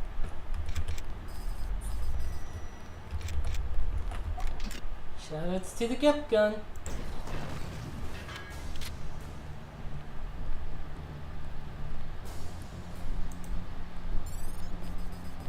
Nice. Oh. Hey, yeah, something about explode. Also, a person in like those videos you posted pointed out that fucking Warhammer does have like classes that are kind of just goofy, but they give you skills and stuff that can be used. Like, for example, fishermen does get skill points in fishing, but also skill points in swimming and sailing. Yeah, like, you know, their backgrounds. They're not like classes in the traditional sense. It's like, you know, the idea in Warhammer Fantasy is more like this is what you wore before you were an adventurer sort of stuff, and like that's your day job basically, of like you're a fisherman and you know you're an adventurer to try to like make more dosh or like, you know, help feed yourself or your family or whatever. So it's like, yeah, like this is like your background and this is the skills and how that can help you as an adventurer. Like, okay, you're the guy who knows how to sail, therefore you're basically the Shadowrun like player character who owns a van who can drive everyone around, but you know, with a boat. But yeah, you know, it's like that's what it's supposed to do, and it's like, yeah, it very much felt like the creator of Fatal didn't understand the homework of why that makes sense in Warhammer Fantasy, and it was just like, well, I'm just gonna have a whole bunch of stuff here that does nothing, but it's gonna be your class in the traditional D&D sense. Yeah. It's just gonna suck. Like, Dragon's Tooth sword work on cameras. Did we try that? Oh, does it? I think we did, but like, it's worth a try anyway. It's not gonna hurt you, even if it works. Move. Jump. Yeah. What? You'd really expected to. Yeah, like, can you blow those up with like a Gep gun or something? Yes. Then why the hell is it invincible to the fucking nano sword? Honestly, Yeah, just smash the window and go on through there. Yeah. Fuck it. honestly, the game is weird about what the sword can damage. Yeah. Because the way they programmed it. Yeah, technically, sword's attacking 5 times every time you swing it, and each time does a certain amount of damage that's a lot less than the listed amount. Huh. It's a bit odd. That's really weird. But like, I can kind of get why they do Stop that. it tearing down every door in the game. Yeah.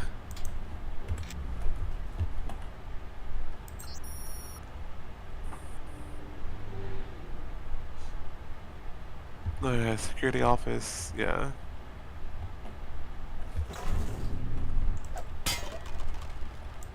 Reload mod.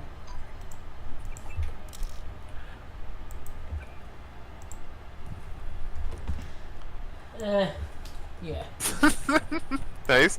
I thought you could put on a shotgun or something. At a lavish press conference today attended by mainstream and technical media like Bob Page unveiled Page Industries' newest technological advancement, Aquinas, rumored to have been in development for almost 5 years at the cost of over $1 billion credits. Aquinas is a seamless, transparent replacement for the current patchwork of protocols that promises to radically expand the bandwidth without need for new hardware. Aquinas is the result of over 500 man-years of effort and part of some of the most talented and driven people in the industry. Man-years. Sorry, I just know enough about software development to like find it extremely funny that it's 500 man-years. Page conference. We're grateful to the NSA and the Hague Commission on the Secure Communications for trusting Page Industry and with responsibility for this technological milestone. As of noon today, you can expect nearly all of the world's net traffic to be carried by Aquinas. Bandwidth is now, for all intended purposes, free. The remainder of the press conference involved presentations by leaders of the carriers, allowing Page Industry and a technical discussion of the Aquinas protocol, and after the titular Thomas Aquinas, whose philosophy is a well-known passion for Bob Page.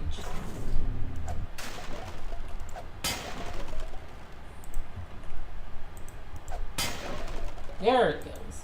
Money! Actually, do I have the key?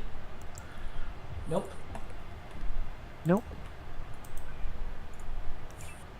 Maybe United States Navy have the code. No, it doesn't work like that. I think you actually need to lockpick it or get a key.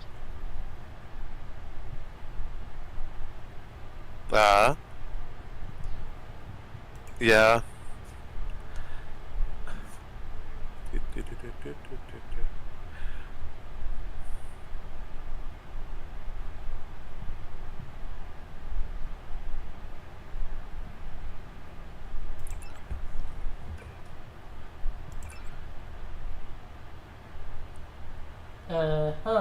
I think, yeah.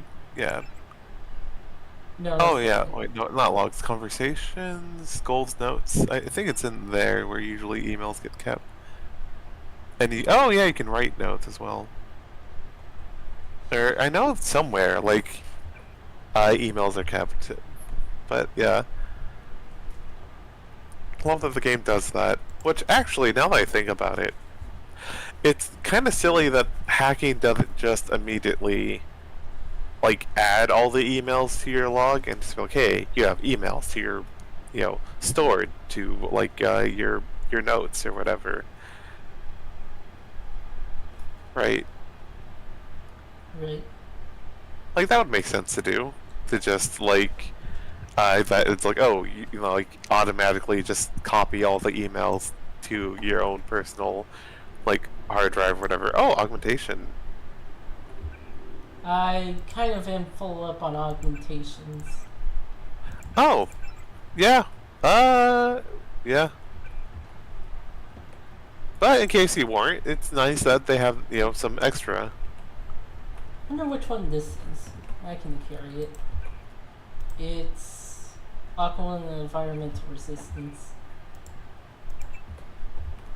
Ones that aren't great. Yeah. Environmental Resistance a little more useful, but yeah. Insects to carry the Great Death. Oh boy. Oh, Herman has left. Oh, he's talking about I am looking for that traitor, J.C. Denton or Botmic Ass Pants. Gunther Herman isn't exactly like that well spoken, especially not in text. He types with a lot of spelling mistakes, but it's kind of like very much in character for him. Yeah? He genuinely does not care for the paperwork. Yeah? He doesn't seem like the kind of guy who would be. Who would? And of course, English isn't his first language, given that he's, you know, originally a German mechog. He was. He kind of gets retconned by Deus Ex, Human Revolution, or at least tie-in materials to have been part of a specific, like, international mercenary group called the Tyrants. Huh. Most of whom you kill in the course of Human Revolution. You never meet him though, but like he's part of that same group, so Adam Jensen kind of wipes them out to a man aside from Gunther Herman. God. And he doesn't even know there's one left. Yeah. It's silly when, like, stories do that. Or to me, you know, it's just like, we're gonna tie them together, except we can't have... We can't have the characters meet, because one of them said, you're shorter than I was expecting, in a, like, tie-in, or, yeah. Yes, you know the specific example I'm gonna give is General Grievous and Anakin Skywalker, arch rivals and, like, important characters on opposing sides in the Clone Wars cartoon never meet in person, specifically because the movie that is set after that has them meet in person for the first time. Yeah. So they're constantly just barely avoiding each other to the point it just becomes frustrating. Yeah. Yeah, you can pile up barrels to jump over that, you can blow it away, you can just use your cyber legs. Yeah, you have... The world is your oyster. Oh yeah, the oyster upgrade. Yeah, just... You've got all the energy in the world, James. Specifically because there's just one of those bots there. Just use your legs to jump this. So we got power recirculator on. Like, yeah. Yeah?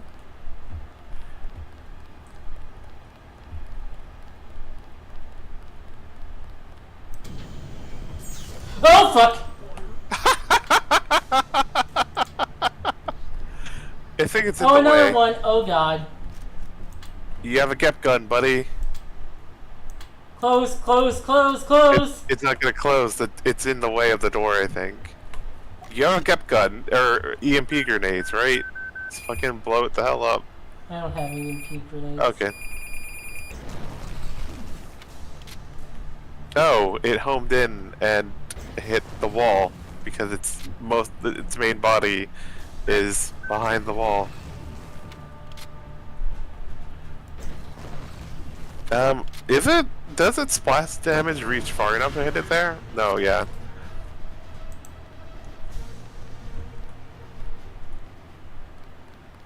Okay, time to go back. Yeah.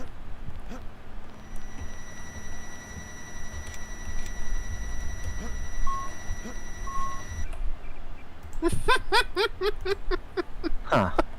Okay, so let's not do anything. I don't know. Jump legs, leap. Use your spin attack to get through the window.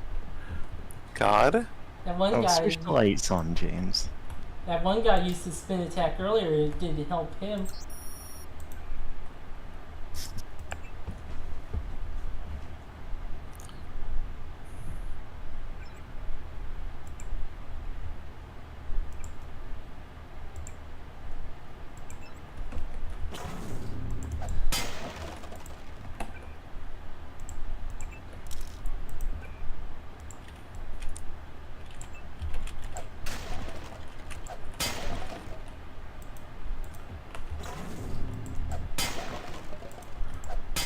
Oops. Well, guess I didn't need it. Right, that just has the thing that I don't need. Doesn't help me because I already got one.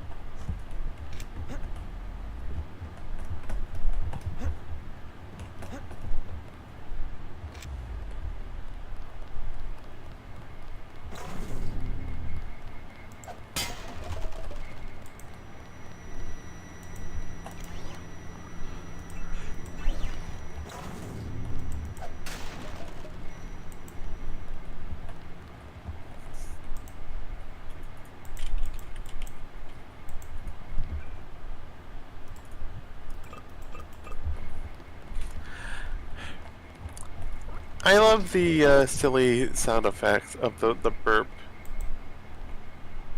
Because it's like, they didn't need to add that there. Oh, hi.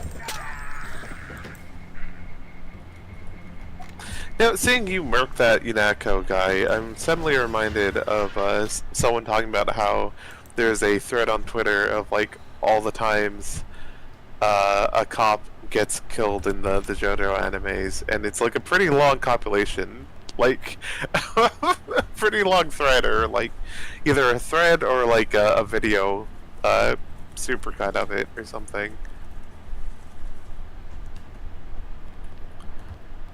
And just someone on Tumblr saying it needs to be longer. Which, yeah.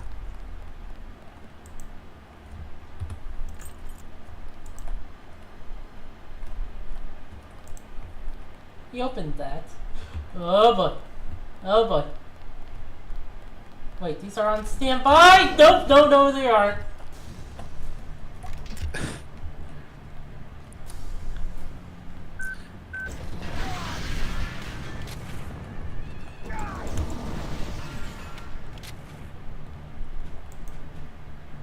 Nice. That's basically how I defeated Shao, whatever, the spider boss in Blood last night. Actually, it was really funny, just because like in its little main area it hangs out in, you can just bounce it around with like the napalm launcher, and it just gets stuck behind the big cocoon with your friend that you're there to save and then eat, I guess. And it was like no threat to me. There was a raid on smugglers. I just saw Gunter get into a copter on the roof and head back to Unatco. I don't think Smuggler got out in time. Just thought you might want to know. Damn.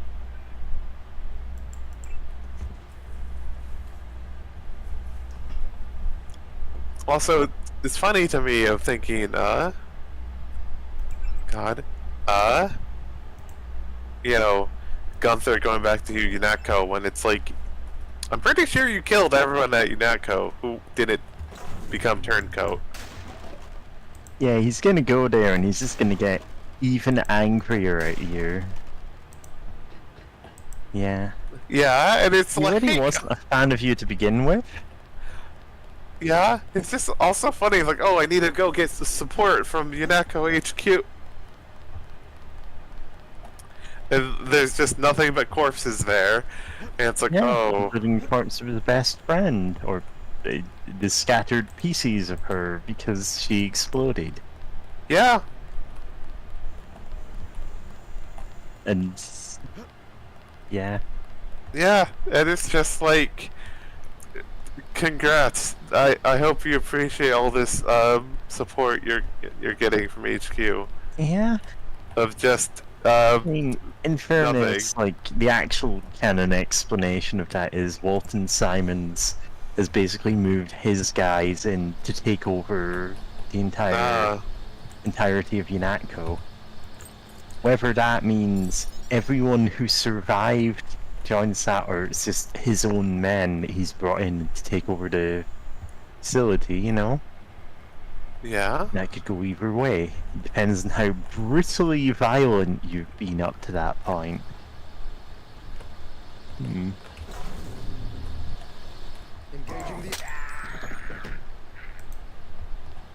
Engaging the slap. Yep. Going down the sewer doesn't even help you, but you can do it. Oh, I'm back here. Get Oh, spider bots exploded. in here. Yep. Yeah. There was a sewer, man. There was a... God. I'm just imagining... on me? God. He likes the sewer, man. There's one. Oh, Oh no! Going to clip.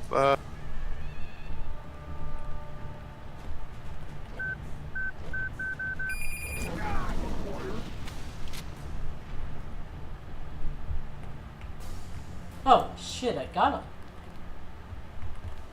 Huh. I thought it took more. Nope, 2 rockets will do it. Or It in needs that to be case, direct one. hits, but it's not.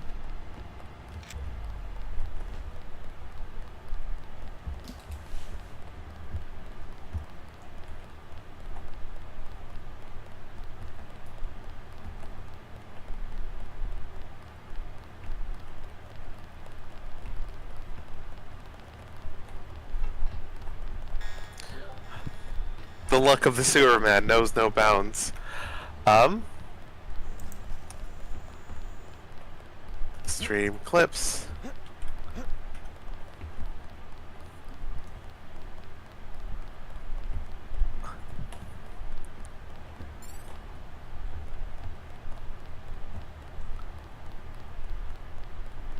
Oh.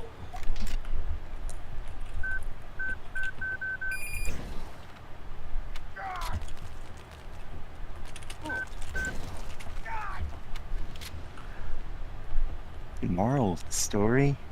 There was a sewer man.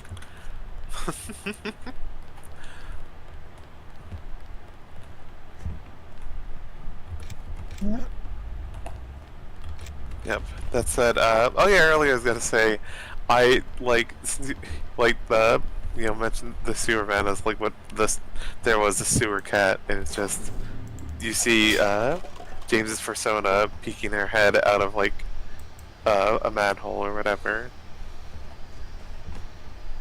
Also, this is an incredibly dangerous room. I've got absorbed. It'll be fine. But the only thing in there, the bulletproof vest or whatever. There's soy food. Oh. Ballistic armor, that's what it's called. Wow, this sucks. Yeah, this... Oh, there's another one. Thank God you have the gap gun. Yeah, the G in Get Gun stands for God. The gun is good.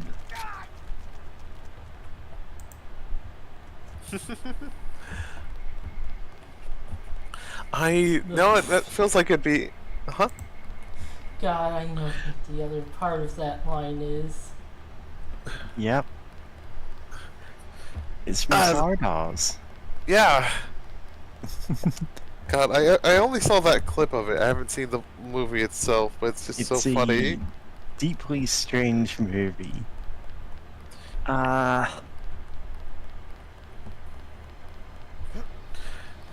Yep.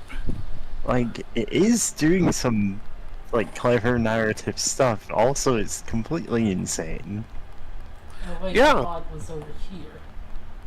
What if there's a like, from what little I understand, a fascist post-apocalyptic group that obey the whims of a violent, like, statue head thing that says the penis is evil, the gun is good, and just gives people guns to go kill anyone who has sex and who wants to repopulate the earth.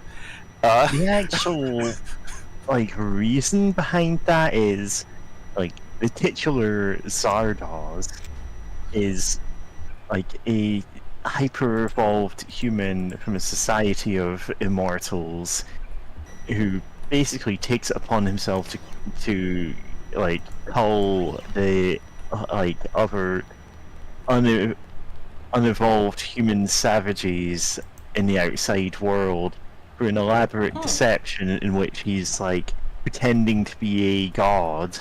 Hence, you know, the Wizard of Oz metaphor going on there. Yeah. Goodness. And in fact, it's vitally important to the plot that it is he referenced the Wizard of Oz. Yeah, Because, yeah?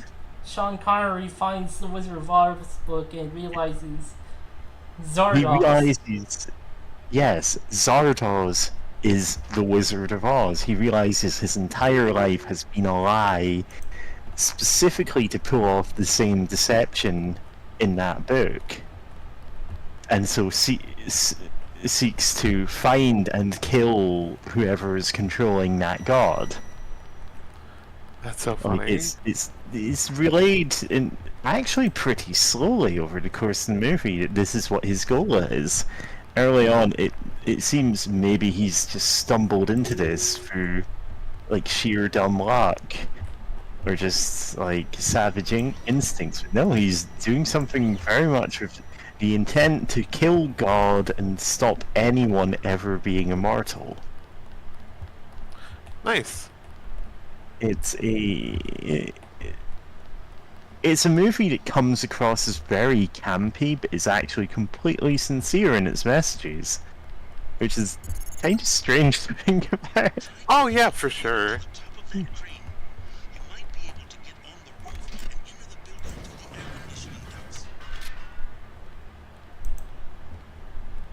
Also, I wonder if y'all can hear my cat purring. No? Oh, now I can hear No. it. You know, if we could, we'd all be going, aww. I can hear it now. Cool. I'm gonna get the microphone out of her face for a second, though.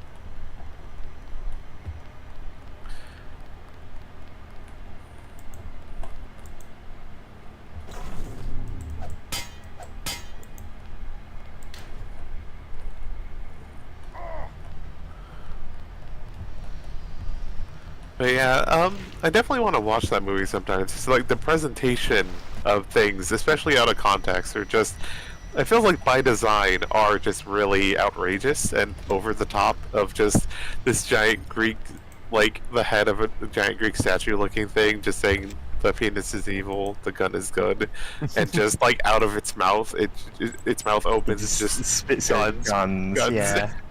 It's just so wild. Like, that has to be by design of just, you know, just really capture your attention. Yeah.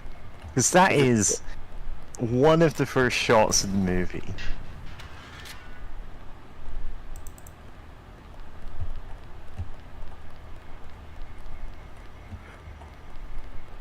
It's so good.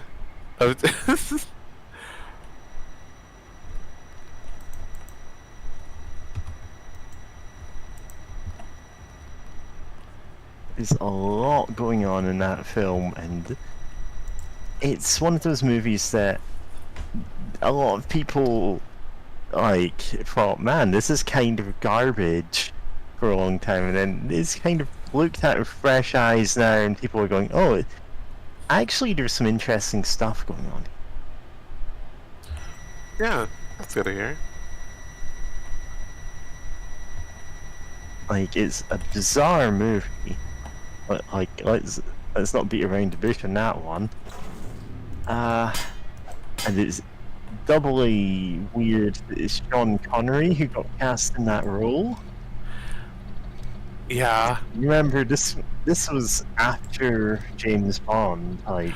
Oh? I thought it was before. Yeah.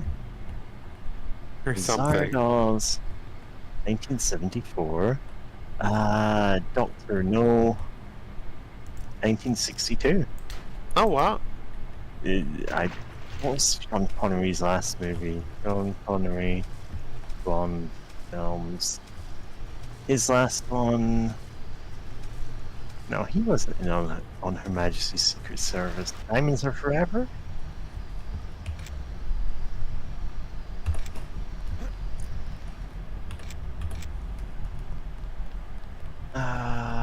need to actually see. Yeah, that's Lazenby. And so Diamonds Are Forever is a 1971 movie. I believe that's his last one. Huh.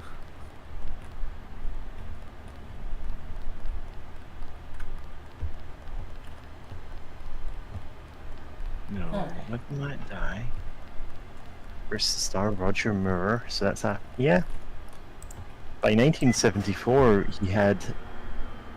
Ironically, he was considered too old to be James Bond in 1970.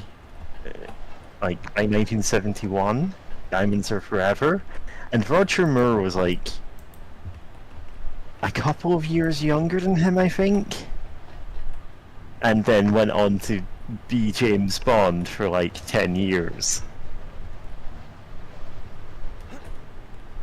Oh, actually longer than that.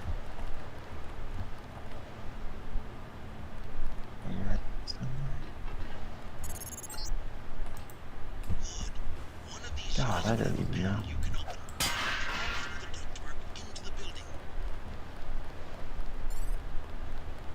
Timothy Dalton. Buta killed 1985, so despite not being far off in age from Sean Connery, he kept being James Bond for like a solid 12 years. Huh. Yeah. So, obviously the Bond movies have a lot of weird issues when you think about them, but you know, they're still classics for a reason. Yeah. Fucking And- knives. Yeah. But yeah. The Roger Moore movies, you know, they were kind of the campiest that Bond got. Firebot. Connery was more the like in the, like when you watch the Sean Connery Bond movies, he kills a hell of a lot of people. Oh, there's. Yeah, I figured. Oh, actually, wait, no, that doesn't make any sense. Well, no, I'm thinking about, like, why would you engineer the fan blades to do that? Obviously, shut it off. Oh, yeah, but, like, you think there'd be some way I think to, you like... can just blow this up with a get gun. I Yeah. might be mistaken, but I think that's what you do to... You spin me right round, baby, right round, like a record, baby, round, round, round. You spin me right round, baby, right round, like a record, baby, right round, You round. spit me I round. want your love. Oh, that's it, right. So, All I can you... know is that's me. You look like a lot of fun. Open up your lovely arms. I want some. God, spider bots suck. They're the worst enemy to fight. Don't melee spider bots. You're going to die. They just... Yeah, they just love to eat up your batteries. Yeah. Sean Connery, after starring in the James Bond movies and being probably the biggest movie star in the world, really, at that point. Yeah. Went on to star in the Zardoz, which was a strange movie, to say the least. Oh, yeah. God, you're in hell. I'm surprised. I'm surprised you didn't just use the get gun. Sure, that works. Also, you have no battery.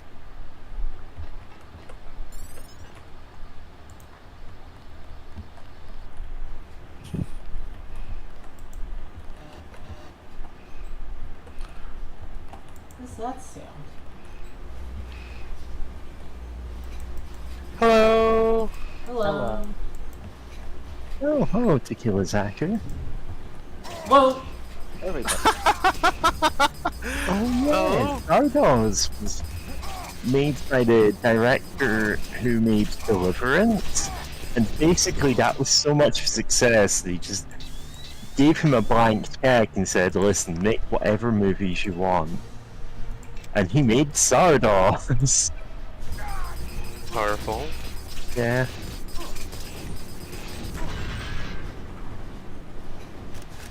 Executives hate to see creatives happy.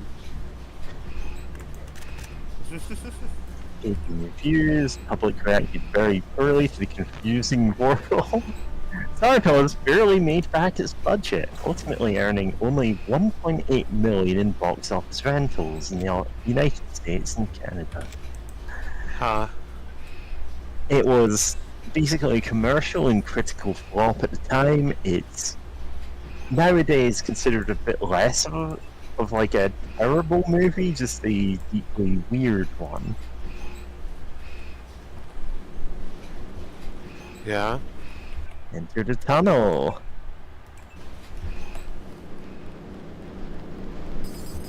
Oh god, fuck. Use a stealth pistol. You fully upgraded that, right? Basically. Oh god, no, fuck, oh, no, I don't want to be. You went the wrong way somehow. Yeah. Is that even possible? By going the wrong good way? question. Yeah. At least the clothes are clean now that you went through tumble dryer or whatever else the purpose of that tunnel is. Yeah. God, what is the purpose of that tunnel? What could it possibly be? Like, that can't have been like a generator, right? They wouldn't have just built a tunnel through like something, you know. Shaft of a generator. Yeah, right?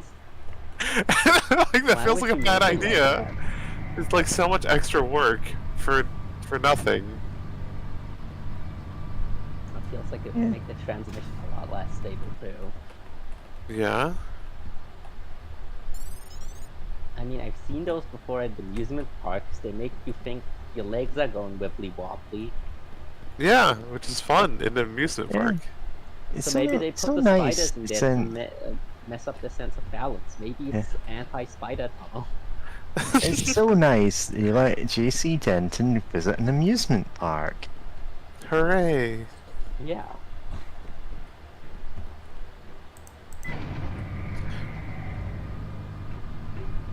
God.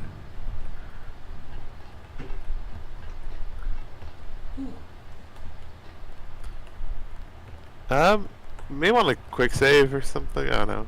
Alright, I was worried for a second somehow you'd accidentally mess up. Oh, you're getting shot at. How would they see? What if it was Jay-Z rap Denton instead and he had several hit rap singles? God, I'm sorry, but just imagining Jay-Z in Deus Ex is really funny. Like, instead of, like, it being, JC and Paul, it would be, like, Beyonce and JC. Like, she would have been the first nano-augmented, trooper Unako gets.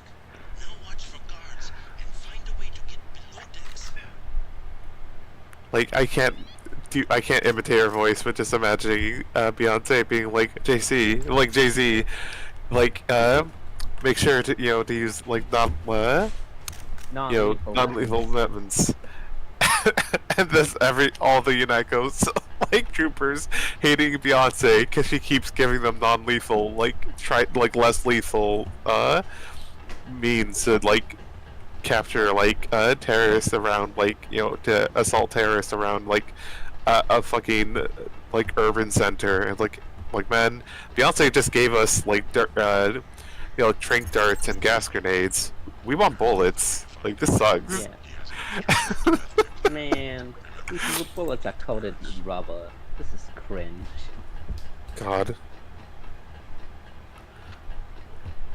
Hey, alright, kitty. You're getting grumpy now.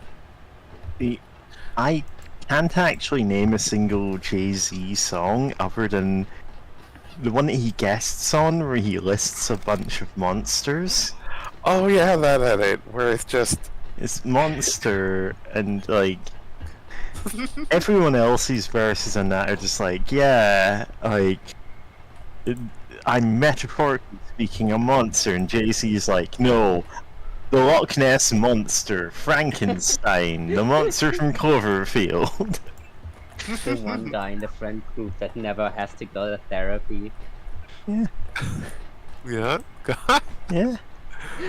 Okay, now you can cure Stanton Dowd, or drink the ambrosia in front of him to make him absolutely furious with you. Those are your only two options. Oh dear.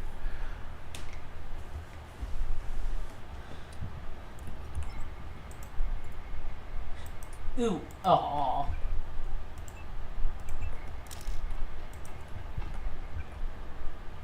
Alright, which one? I'm using this one a lot, so yeah. Nice.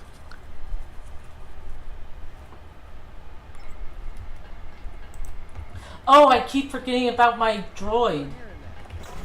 Yeah. I should have used those against the bots. Yeah. Yeah.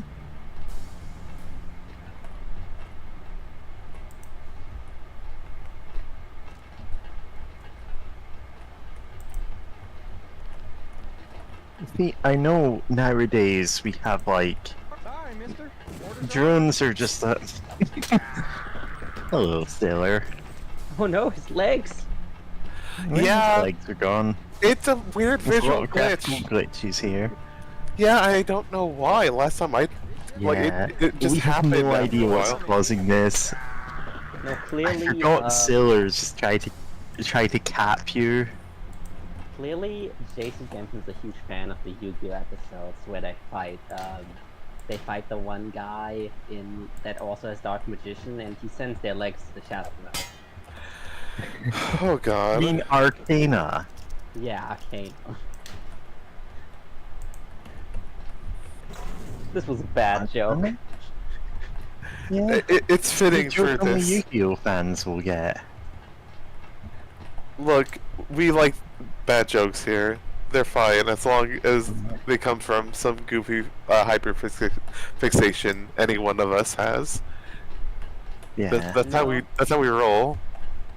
It's Yeah. really funny how I am now with my hyperfixations, because I'm now so in tune with myself that so like, I've been reading Higurashi and then afterwards now Oh. Mineko recently, right? Yeah? And I just woke up today, my mind briefly wandered to Mineko, and I was just like, oh, it's gone. Hyperfixation gone. I can feel it. I can feel it in my bones.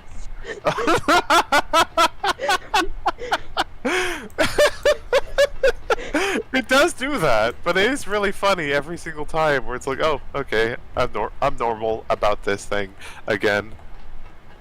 Right? Well, you just Like- at some point you start to see the warning signs so clearly that it's like those the dogs that immediately know it's gonna storm or rain in like an hour. You just like feel it in the wind. Yeah. I'm free. God, yeah. No,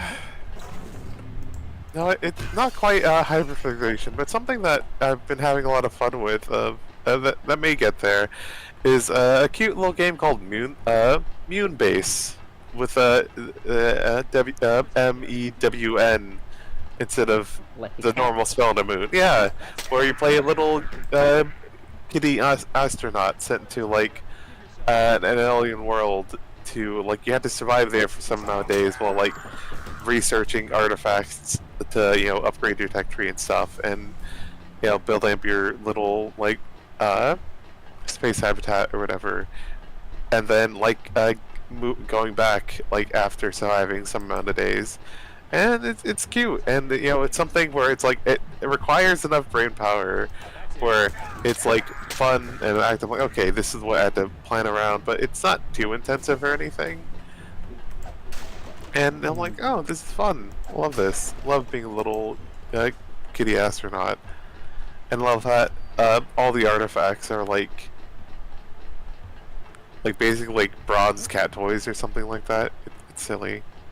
Like one's like a food bowl, the other's like a little cat tree. Like it's really fun and silly. And it's easy to Totally just very play a lot. Pikmin. Yeah, you don't control any Pikmin though, unfortunately, but yeah. You just kind of like... So is this more It of does a have some top-down vibes. management game, or like Yeah. you run around as a character? You run around as a character. Let me go to...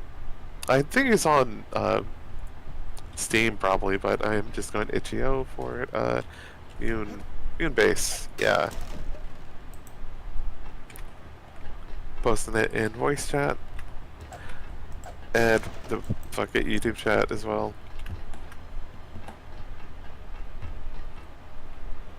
Oh. Yeah, Cute it's kitty really cute. astronaut. Of course you'd play a game with cat astronauts. Of course. Yeah. And So that's kind of your the whole design. Well, half the design. The other half is, you know, cowgirl, cat girl. yeah. Yeah, I should totally stream it sometime, because I can just vibe and like, no, I don't have the brain for puzzles, but I have a brain for silly astronaut adventures and trying not to be killed by some sort of rock monster. Okay, you need to collect the star up here. It's 1 of 6 on this level. Okay. It's a jiggy. Okay, I was going for a dire dock swing, but you were going for a rusty bucket bay. Oh, hey, And on your legs to survive the drop. Oh man. Yep, gun. Deus Ex, but it takes place entirely on the Sonic Adventure maps. Oh, that would roll. Honestly, there's like untapped There's a potential. drug deal at the Green Hill Zone. We need you to go scout it out. Oh god, the worst mission for JC Denton would be the Sonic Adventure. I'm forgetting the name of the level, but it's like you have 5 minutes to find the Chaos Emeralds.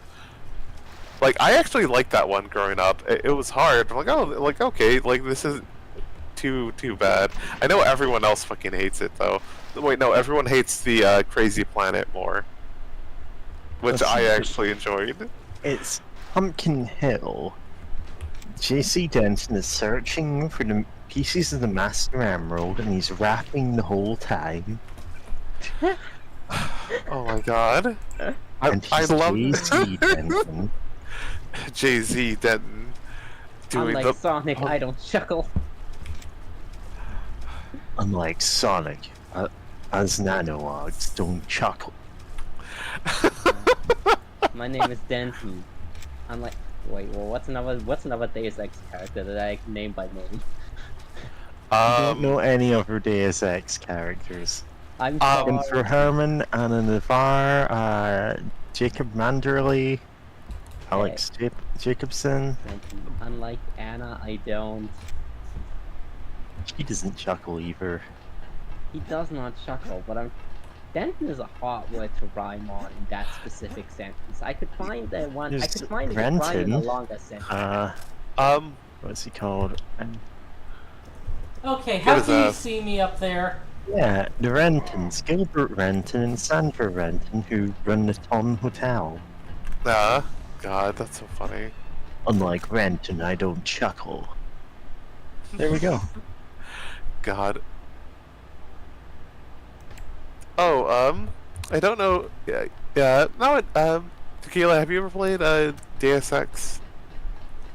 No, I have not personally played it. Then we have to tell you that, like, in this game, you get like captured by like the Majestic 12, which is a splinter group from the Illuminati, and then later someone like a guy called Tracer Tong tells JC like, hey, like, you know, like something the Illuminati is real, and JC's first response is like basically like, shut the fuck up. Like, that's that's conspiracy theory bullshit. Yeah. It's like, it's just a coincidence. Everything's like determined in 23s and 17s. Yeah, and it's like, significant numbers to the Illuminati for reasons. Yeah, it's like Illuminati from G-Sapia. yes. Hey, the guy Vinny was talking about, Sandra's friend. Yeah. We're But 100% that's pretty You wanna funny. know what's happening? It's Me too. it's so funny. It's like, bro, you're wrapped up in like 20 different conspiracies by this point. What do you mean the Illuminati fucking is just Oh, suddenly that's too too far. Come on, listen, Illuminati are just like, who believe that there's some kind of like shady government organization that sends out secret assassins to do missions. yeah. In fairness, like, there's a big difference between, oh, there's a secret, like, shadow government that is sending assassins to kill their opponents, and that, like, has a bunch of, like, conspiracies that they're controlling, and they're faking the moon landing or whatever, and the other reality of, oh, this is specifically the Illuminati founded by Adam Weishaupt in Bavaria, ruled by the Council of Five, and, you know, running the US since its founding because George Washington was secretly actually Weishaupt in disguise. Oh my god. Yeah, I know my Illuminati lore. It's... This is a conspiracy theory because portraits of George Washington change radically. Like, at one point he looks like a completely different guy. You've gone up the back of the ladder, James. It happens to I'm the best of sure us. He didn't just have a style change and or tell people to draw him differently at some point. Yeah. He's like, no, draw me in manga style from now on. Oh no. All my like presidential anime Adam portraits Weishaupt real must quick. be anime. God. Listen, I know Illuminati lore you could not begin to care The thing about. is, I'm always immediately not able to take it seriously whenever someone goes, oh yeah, the Bavarian Illuminati, because like, that's Bavaria. That's like the least serious state of them all. Military-wise. You know? That's like saying, like, the Texan Freemasons, you know? You immediately, like, imagining a bunch of guys in funny hats. Illuminati. Yeah, right? You like, that's just not a state that you can, like, you know, take at face value. Yeah. That is. Thank you for the contextualization. That's really funny. God. It's us, the Texan Freemasons. When, like, God, you don't need a Texas Freemasons for Texas being like that, unfortunately. Freemasons are a whole other mess. Oh, yeah. I am a mess. Yeah. But it's... oh! Okay, you're... Oh fuck! Oh god! No, I. Is he a friend? Yes, running he's a at friend. you for gun. He must be Denton. Wait, This fucking I'm cool. game. Running at you with Unfortunately, full I speed with am a large cringe. knife. I am your friend. Video games. Video game. Videos game. VidCons. Yeah? Man, they're good at silencing those sniper rifles in the future. Yeah. But... Yeah, I posted some pictures of anime Adam Weishaupt in the voice chat. Oh my god. No, what are you doing? Is this from Symphogear or something? This is from Symphogear. Yeah, I figured Symphogear would have, would have him. Like, he'd show up there. He does at one point transmute gold and it burns all his clothing off. God. Yeah. And he just goes, you know what, I'm gonna be naked from now on. Deal with it. Hey, how's it going? Hey, you're the... Hey, you got something on your head, is that alright? Yeah, okay. Good. Yeah, numbers are significant to the Illuminati. Number 5, number 17, number 23. It's a whole thing. It's all in the numbers. Number 1, that's terror. There. Yeah. But, like, the Illuminati do not secretly run the No, world. he's not a friend! What Oh, the he fuck? is a friend! You ran into the room. I think that's why he killed you. Because you were, like, running... ran into it, and he's like, oh shit! Instead of, like, letting him come out to talk to you. People in the human world barely manage to run a government without it going awry. People are running, like, a tight ship on a secret organization that runs the entire world. It's like, you've seen how incompetent some people are. Someone would have slipped up by now, and not in the, oh actually, there's an owl stabbed you here, and that means the Illuminati run this place. It's like, no, someone would have accidentally left, like, all the Illuminati files in a train. Yeah, someone would have accidentally, like, left them on an unsecure server or something. Yeah, someone would have posted them to Reddit to get karma. Yes. Yeah. Also, Yeah. someone would have... Listen, if you want to know... Nobody has that kind of the government secretly. There's this thing called lobbying, which is also known as bribes in other countries. And you can actually see who does it, too. Yeah, there is a watchdog organization that, like, keeps track of it, but they're very underfunded because they are keeping track of the people bribing the politicians. They are not getting a lot of money from the government to do this. They're getting very little money. Me paying the guy who's trying to keep tabs on me committing crimes, like, I think I'm gonna cut your dock your pay again. Alright. Yeah. Hey, save here? Your budget a bit. Save here before you try talking to this person, or they'll just stay there. His gun still floating in the air? Yeah, the graphical glitches are doing something. Oh, okay, I guess he won't talk to you now. The model isn't obfuscating the gun. Man, the guns join the Navy. Ivanet Niash.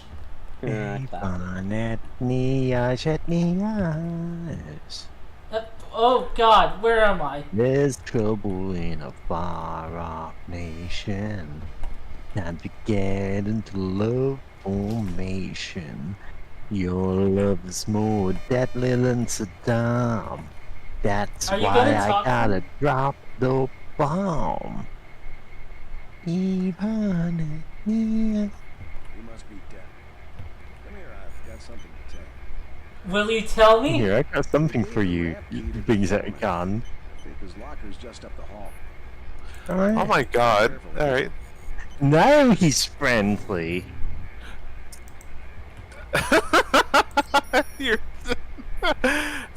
Please save a quick save. Very held together by shoestrings, famously.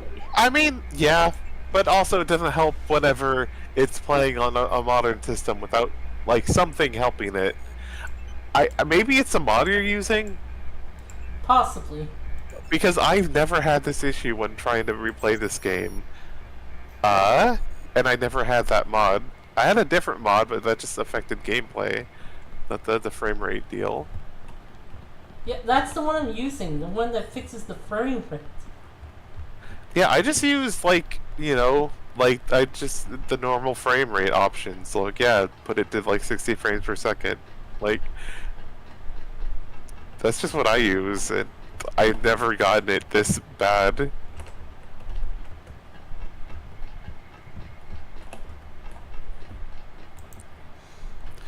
Ugh, fuck. Also, I love how since you're getting turned around, you're going, like, multiple ways that led to the submarine and getting the experience for, like, finding all these different routes to get to the submarine. It's just complete accident. Pulls out his sword. Did anybody else hear something? Oh, he's just right there. Oh god. God. Well, good thing the medbot's right here. We can just wait a little bit while reading stuff. Oh.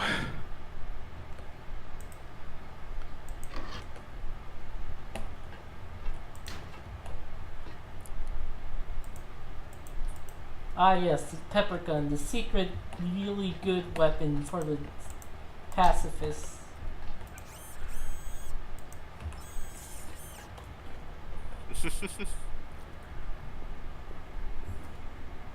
This fucking game.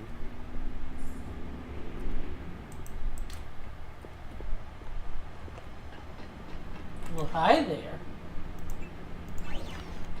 Nice. Oh, hi there, pretty lady. Hey, Don't see any other pretty robots at this sexy place, eh? lady. Oh.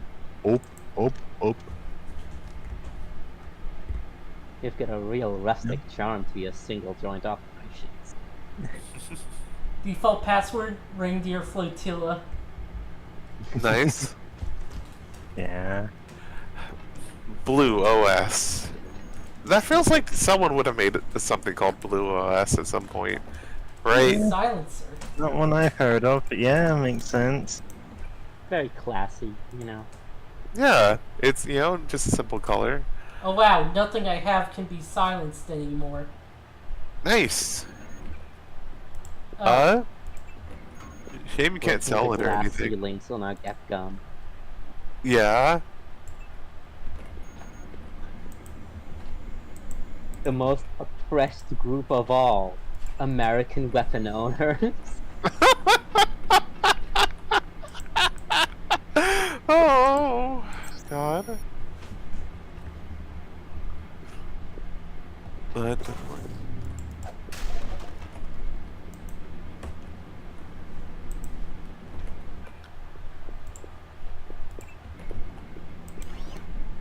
no one fucks me up about the Shadowrun and like this game's like oh, dystopian future. We just have like as a snack food like just some soy thing where it's like it's not even like, you know, you like obviously you can make soy into things, right? Famously, it's very good at that. Yeah. But it's just like just some soy thing, like just some like ambiguous soy product that you can eat, and it's like, why not? Why, you know? There's a long history of just making soy into other things. If for some dystopian reason you don't have normal, like snack foods plentiful, why not like? I don't like, yeah, you know, like why not make it into something else? Why just ambiguously like some sort of soy thing? Then again, it's like probably, you know, mostly because it's probably written by American authors who haven't like looked that up at all and just like, oh, soy's some weird thing in their mind. Yeah, I mean, there's a lot of cyberpunk is notorious for its subtle and less subtle racism against Asians. Oh yeah, there's so many there's so many cyberpunk stories where it's like, oh yeah, Japan is ruled by samurai and ninjas again. they reinstated the emperor's powers, and it's like, what? Why? So But these are the also, things I like, know about The sign Japan. of the downfall of society is block housing and like neon signs in another scary language everywhere. Yeah. It's always like neon signs that have like kanji on them whenever it's Oh, yeah. a scary cyberpunk future, right? I'm actually thinking specifically of Firefly and this weird. Like, Oh yeah, the Chinese. Yeah. Oh, everyone speaks Chinese now, but also nobody on screen speaks Chinese, looks Chinese, or knows anything about the culture. Yeah, but they'll sprinkle in like Chinese like words here and there. Yeah, and yeah, it's like you could have hired literally any Chinese actors. Yeah, No, like especially just a few of them people would have made think they're this. villains, and we won't reflect on that at all. Yeah, just like, hey, maybe their contact in this one episode is a Chinese guy. Why not? Yeah, or just some sort of Asian because the idea in Firefly. Sorry to interrupt, but just I just want to emphasize real quick that it's like like on Earth like into yeah white that American culture. God the fact that it's like okay like the two big powers on on Earth were like the United States and then China, and it's like okay so we're assuming that China and the United States just kind of like absorb the rest of the countries on Earth. So it's like, well, I'm guessing that like other Asian countries would be there as well, so you can have some of their influence in places like that. Like that can like happen with like conquered people's like culture just kind of makes its way, or some things get taken into like other culture, into the cultural mainstream of like hegemony. Yeah. Right, like that, that happens. So it's like you could have other Asian people there too, or something. And like, no, it's only there's only white people. And it's also interesting because a lot of this is taken from being heavily influenced by Asian cyberpunk works, right? Yeah. Obviously, stuff like Ghost in the Shell was huge in its own right, and like hugely influential in the vision of other movies and books later on. But then you take a lot of those elements without any sincere reflection on it, and it easily turns into, well, it's scary when the Asian people take over. Yeah, and like, God, also thinking about Akira and such, but it's like, obviously, Japanese cyberpunk is gonna imagine, like what would dystopian cyberpunk Japan look like, right? If it's set in Japan, like Ghost in the Shell is. So, but like a lot of people looked at that and it's like, oh, obviously the scary thing here is the Japanese part of it. And it's like, like, oh no. Like, no, that's absolutely not why it's scary. The dystopian nature of the world is what's scary. I mean, especially fucking like Ghost in the Shell, its whole like background of like, I think the United States did split off in Ghost in the Shell lore. Like there is like the Confederate States of America again, basically, and it's like, oh no, but yeah, no, I'm forgetting his name, but like the creator of that series and the franchise, like he has a lot of deep lore about like how like the world looks like in that setting, and it's very dystopian. But it's very funny. I think I have a pretty warped picture because I have a friend who posts a lot about the manga, but a lot of what I know about like what happens in Ghost in the Shell outside of the first movie is that the manga has a lot of on-screen lesbian sex. Oh yeah. Yeah. Basically, I know. Like he, retired after a while, and then it's like, oh, cool, I get to just draw a whole bunch of erotic like pinup art of like sexy lesbians, and like that's like 90% of what he did. I know there's even like a Yuri like anime that's a spin-off that technically like takes place like way before anything goes, like pretty early in the Ghost in the Shell series. Back when the Ghost in the Shell was actually still alive. Yeah, and it's like kind of bonkers, and I think technically with even that Ghost in the Shell 2, Ghost out of the closet. Yeah, God. What was I gonna say? Oh yes, that it's like, oh, this one like girl's like one of the first people to have like a full body prosthesis, and like she meets someone else, and it's like they have silly adventures together, where to activate her powers basically has to finger the other cybernetic girl, because that's just her like the thing to activate her wacky powers are there. Yeah, it's like in Chobits.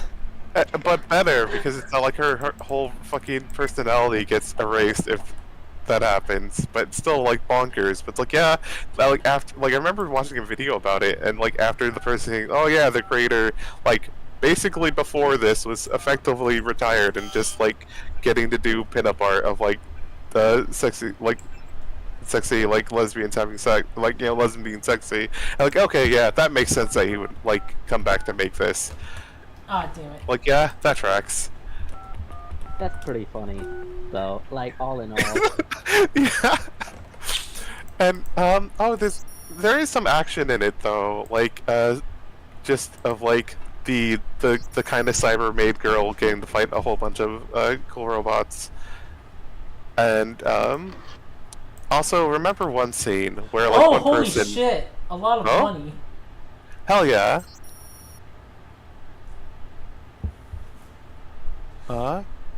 Ship's armory. I think you probably opened that already. I wouldn't be surprised. Yeah.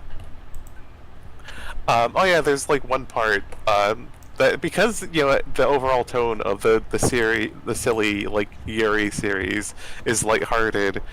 There's like a part where they're fighting a whole bunch of dudes and one girl who's just like, she purely is like a digital being. She doesn't have like a physical body per se, but she's controlling one of the I'm forgetting their name, the spider robots. The Tachikoma?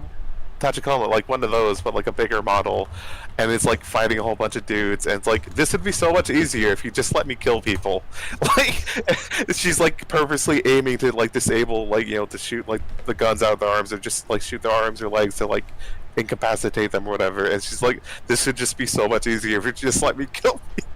It's just a line just embedded in my soul now of just silly, like, of just it's just so funny to think about, of this character being like, yeah, like, God, this is just let me kill people, guys. Like, come on. Please. That's my primary directives. Come on.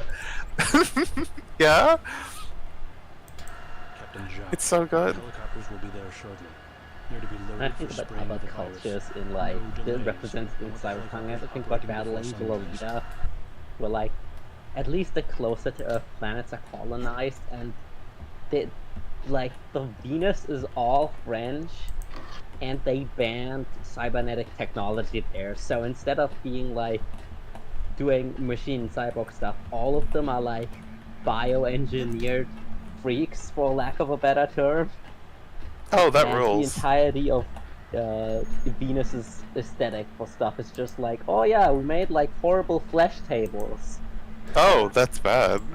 Or like there's a guy who's like, oh yeah, remember when you traded for a full cyborg body? We actually got your old body, and also we copyrighted your DNA. And we're making tables out of you now. We're making tables out of your genes. Holy fuck. That's so grim. What the fuck? Why biotables? Why not just a fucking tree? Can you not do trees? Do you not want to do trees? Is that the problem? They do trees at some point. However, the whole like they also want to stick it to this guy, so they made like a whole line of furniture and like a horrible living Roomba out of him. Oh my god. And you know, I already opened that. Life in the that's funny. 23rd century. God. Yeah, so... this is like that's the one I'm thinking of, and they're all like French, and that's like the whole naming and like aesthetic counterpart to the other like to the like horrible flesh mutant part of their whole thing. I thought that was really interesting. It also like it really serves to differentiate some of the like other cultures. Although I think the French are like the only culture that is very directly represented as like, oh, this is who this is in terms of like the setting. You know what? I feel like we need to do that more with like in science fiction of just like there's it's been so far in the future, it's kind of the lines kind of blur between how things got influence of like cultures and all that. Except like here's the French. Like like these guys were descended from like mostly from the French, so it's like most of the culture is kind of like it's just the French doing weird shit over here.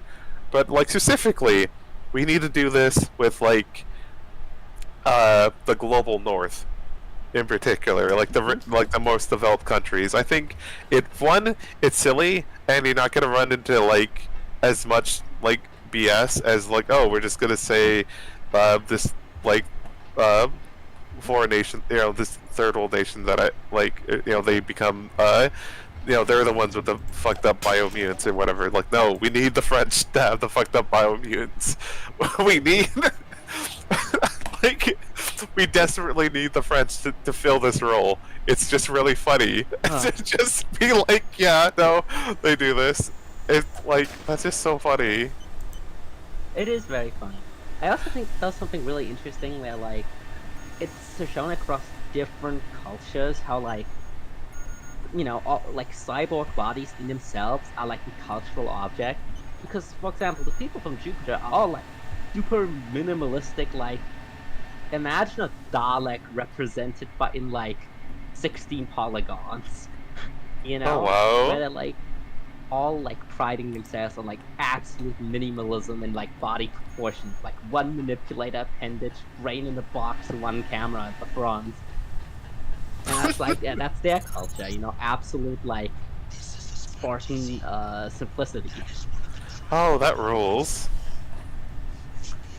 And this is like one of the several reasons why I think like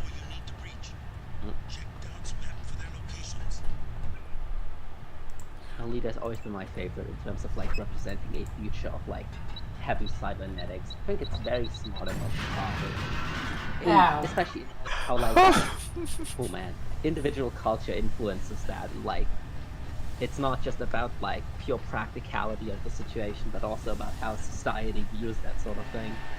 Oh yeah, that's really great. And also, I was, you kind of threw the grenade, but I was like, and Tequila was talking about, I was wondering like, aren't these barrels gonna explode? Like, from the God, but yeah, that's really Hey, cool. boss, where do you want me to put these big red barrels? Full of gunpowder.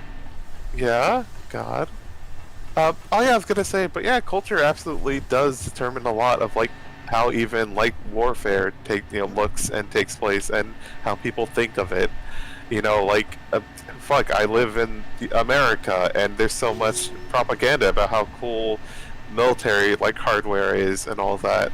Especially since growing up, there'd be times where we didn't really have like any real channels on like TV. Like I think we had like cable or satellite or whatever, but like there'd be times where we had to downgrade to like the minimum like package, and it's like one of the things that would be on that would be the military channel, which sometimes would be like military history and like, oh, that's really interesting and informational.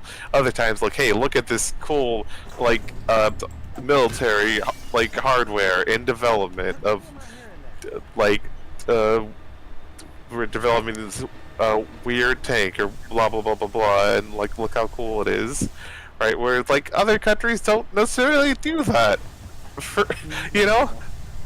Yeah, so it's way more frowned upon to be the military in other cultures. Yeah, you know, you don't have like children's toys. I think there probably is like a children's toy that is just straight up like a Predator drone or something. Like, shit, like. It's bonkers of like how that goes. Like, you know, I can easily imagine if there's like, from what little you told me of cyber, you know, Battle Angel, yeah, Battle Angel, of like some sort of like US XP, and it's like everyone would have like, or a lot of people, or the richest people would have like the big bulky like armor and guns on them, just going to like cyber Walmart or whatever, and it's like, what's wrong with you? While like there's still a whole bunch of poor people just struggling to get by. And it's like, but no, we need. Oh shit. Yeah, and it's also obviously about the culture of like how we view bodies. Oh, that's a turret. What's an appropriate body to have for people, you know, which is also a very obviously very like culturally influenced subject, you know? Yeah. Absolutely. Yeah.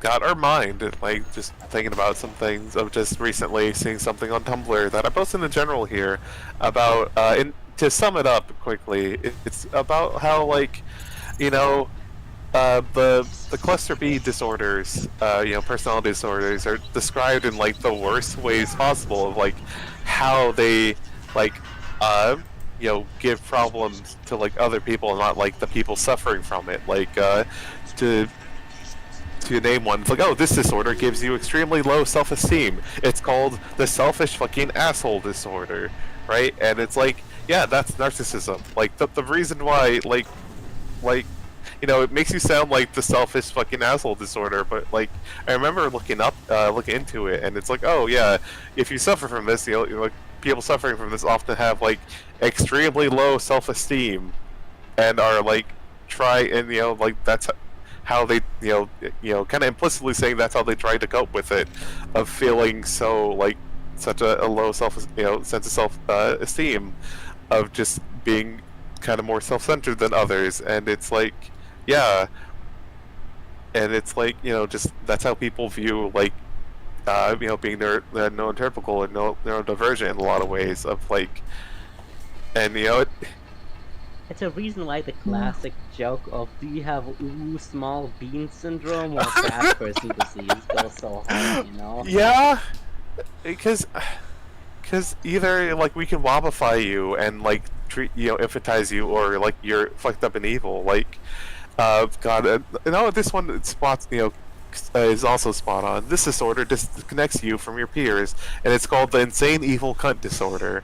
And it's like, yeah, like, because I remember looking into like social personality disorder, and like you know, some of it I would just eye roll over, like, oh, they disregard authority, and I'm like, okay, tell me what a real issue that they suffer from is, right? Like, because every time I read that, right, God, and right, and it's like, oh, you know, like they have a disconnect from people, and it's like having lived with someone, you know, who had it, like who has it, and it's like, yeah, you know, she wasn't like inherently evil or whatever. She just like struggled to understand her own emotions and the emotions of others, and you know, just I'd wake up in the mornings here, like, hey, how you feeling? She would just do a non-committal shrug. I'm like, ah, yes, I'm asking the person with disorder of struggling to understand how they feel, how they're feeling. Ah, that's on me. And instead be like, hey, you have to play like some video games or like watch a movie or something. And like, okay, yeah. And it's like, yo, go on from there. And it's like, you know, and I didn't think about it, but yeah, just I was basically just inherently altering my point of view of it. I won't get in the way. The transformers are shorting out, and I can't shut them down. A lot of charge in there. I'm gonna shut down Optimus Prime. Yeah, that just... You said it. They don't pay me enough to go in there myself. I'm waiting on a couple more spiders. The first two have quit responding. I can take a look for you. I wouldn't advise it. You'd have to shut down 2 power control panels. One of them under the floor. The guys in the operations room with the helicopter bay have been on my case. Their computers are fried, but it's not worth the risk. No way.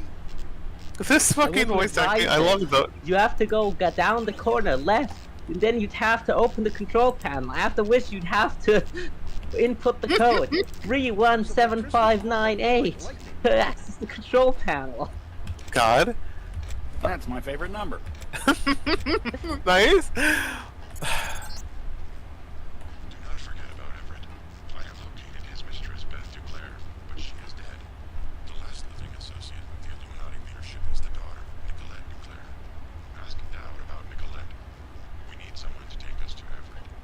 God, always the Illuminati, Daedalus. They're not real. God, yeah? They were made up to sell Doritos. God? Where's the shadow government when you need it? Shadow government money gang.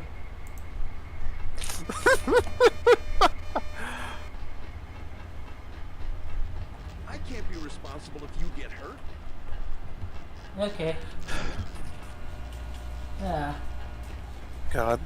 But, This is my answer when someone asked me if they can borrow a tubo from the like shed in the workplace. But yeah, going back a bit to the evil person disease stuff. Evil person, yeah. It interests me that one of the fucking diagnoses things to like diagnose like over the head.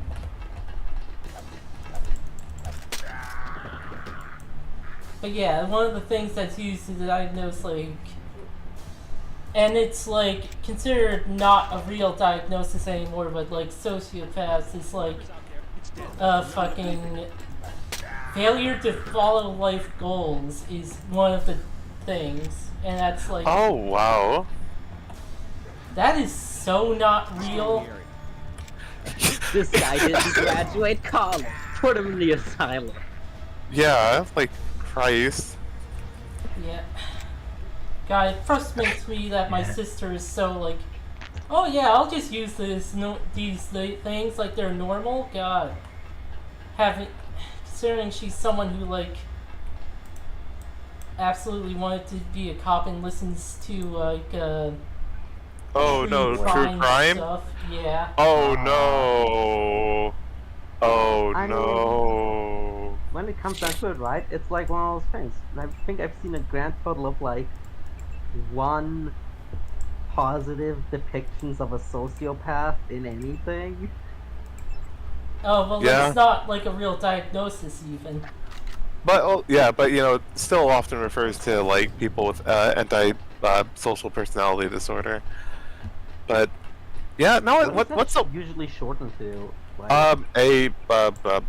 anti-A APT? antisocial personal ASPD, I think. Let me check if there's something else. ASPD.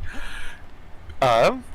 Oh yeah, that's it. But yeah, like I know my one example of like positive depiction, or like, I guess fairly like neutral / positive depiction of a person like antisocial personality disorder is Shadowrun Hong Kong, where like one of the characters you meet is a like a cold transhumanist guy who is trying drones. yeah, who like most of his body like it was replaced with like cybernetics, and it's like, oh, you know, people talked about like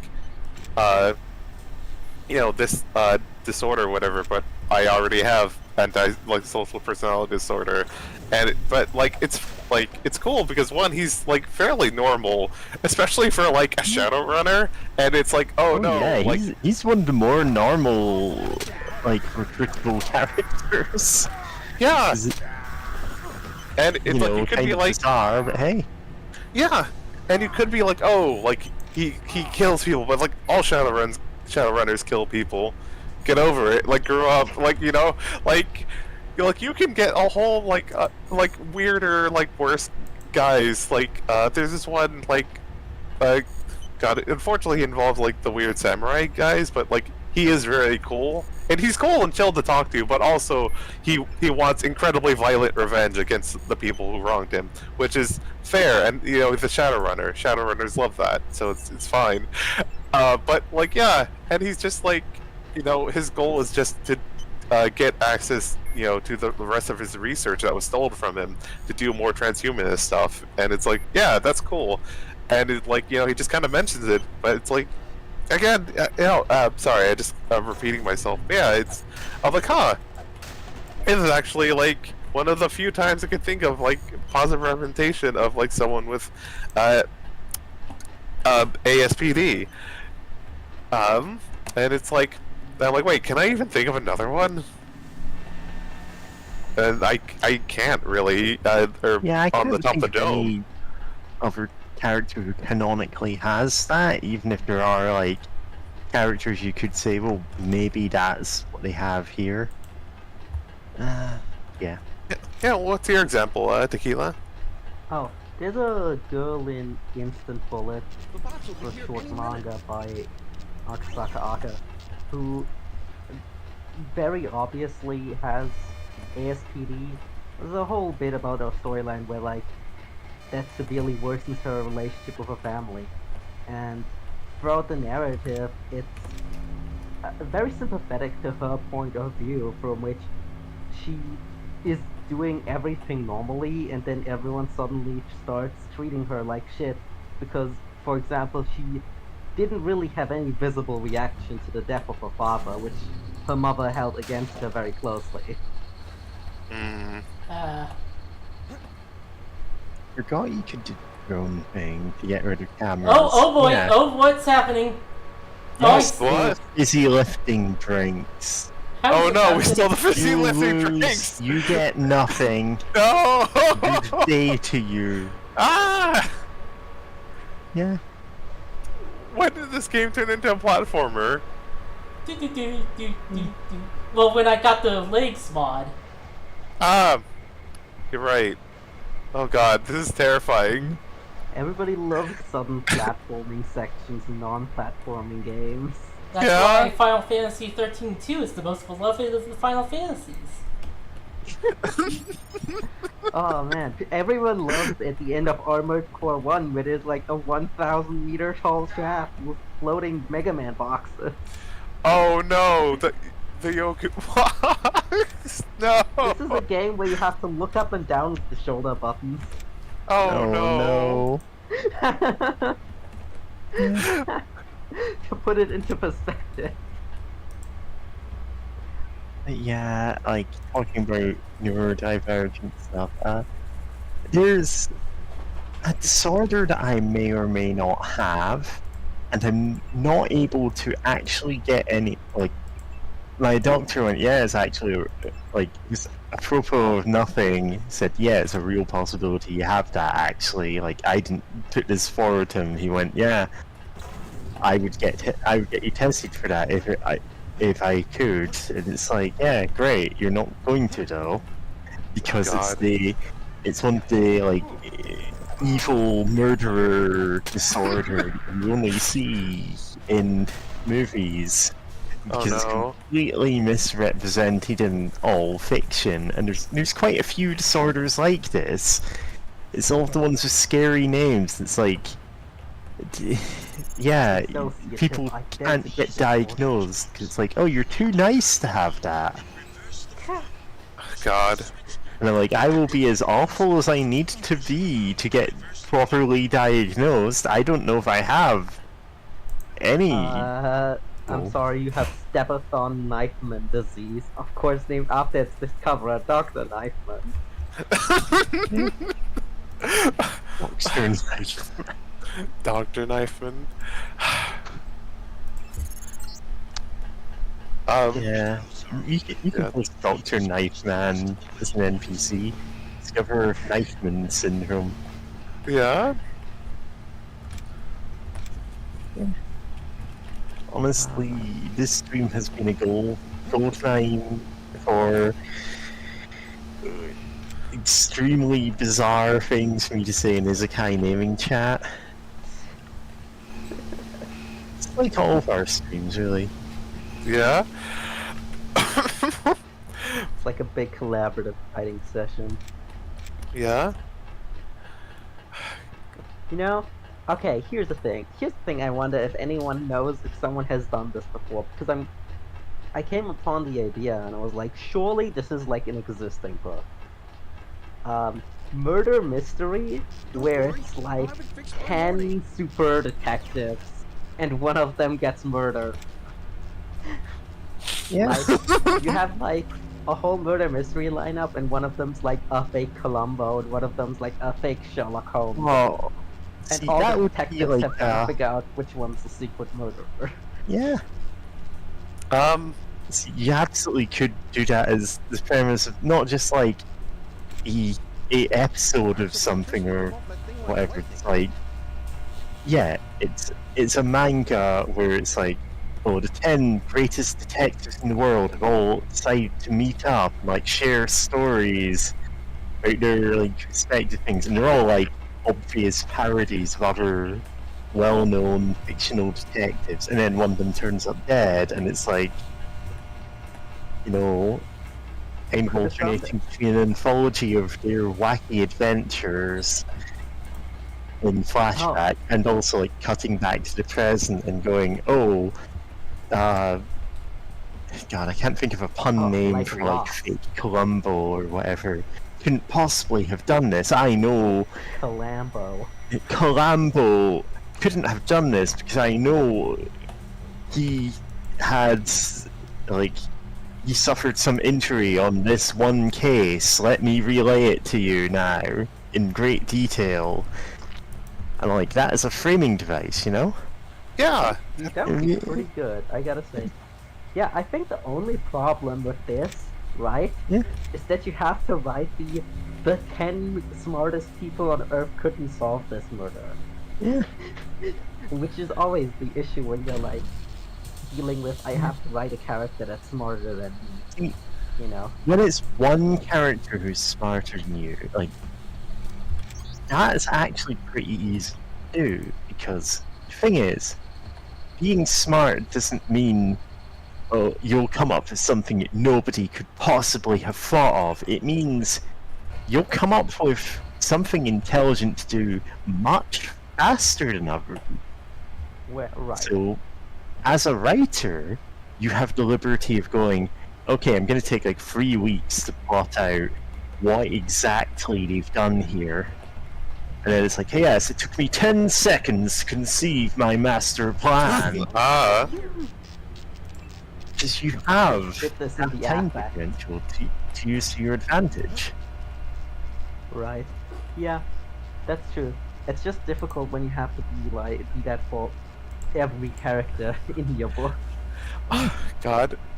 No, is like at that point, yeah, you're not doing it. Oh, this is a mystery nobody could solve except for people who are geniuses at absolutely everything. It's more of a here's a mystery.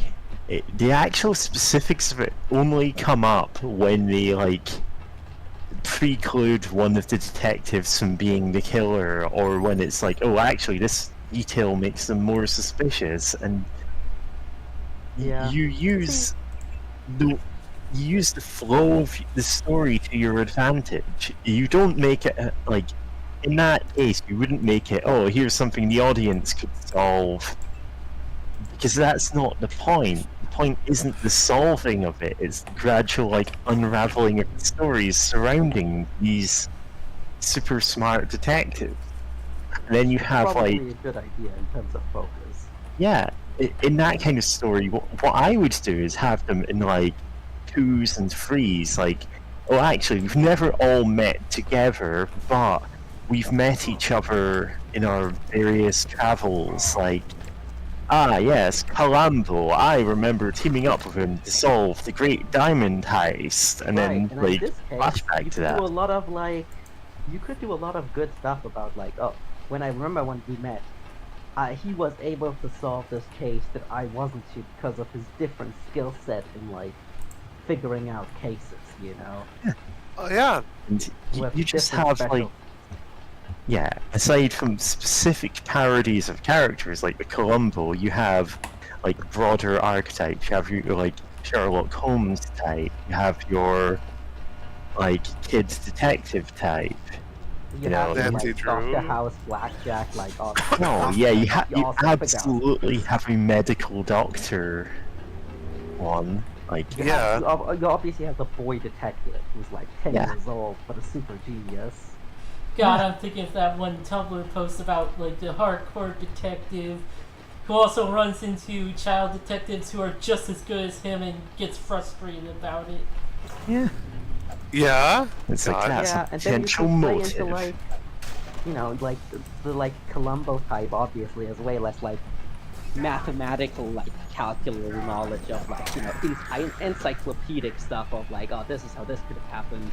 Because like the child detective is very well like he has much more life experience in how like people think and act than the young child detective can. Yeah. Wow, those turrets don't really kill the guys very fast.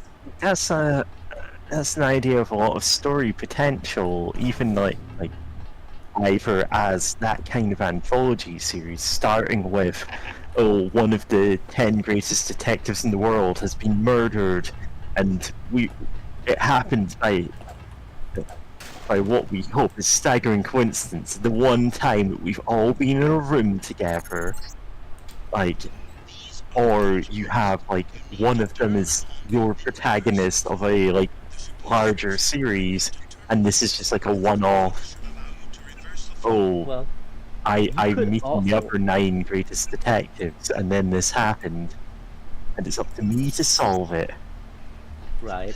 I was also thinking of combining this with another idea I had. Yeah? These are both ideas I had in the course of playing Umineko right now. Oh, of course.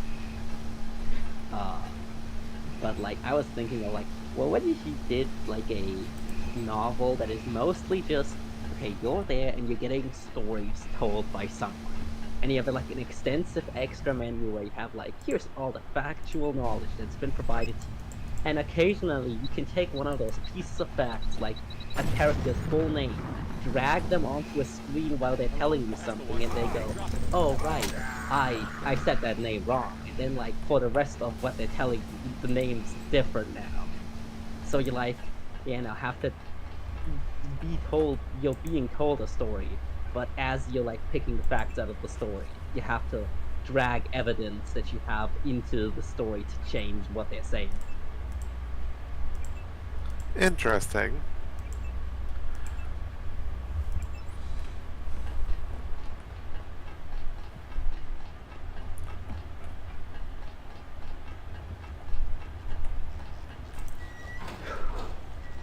Ah, electricity room.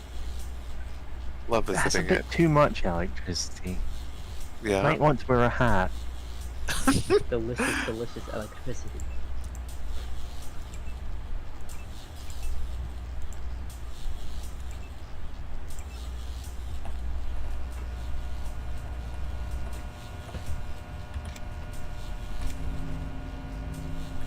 Yeah, I keep forgetting I basically have infinite EMPs with this. Yeah? Yeah. It's good. Yeah. It's one of those things that you're like, well, I'll never use this, and then you upgrade it a couple of times and you're like, hang on.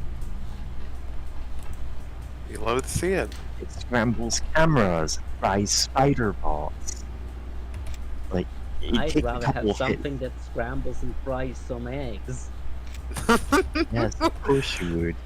Probably a dash that makes you breakfast. Yeah. Gotta get the auto cook upgrade. That just listen. It folds out I of your would body. love It makes to it zone out while my arms cook me breakfast. Yeah. Yeah. ADHD is like that. It, like the perfect ability. Just I'm referencing the terrible My Number 9 commercial. Oh, my number 9. I don't remember that commercial, but like, God, Mighty Number. It does have some cool character designs that I wish were in a better game.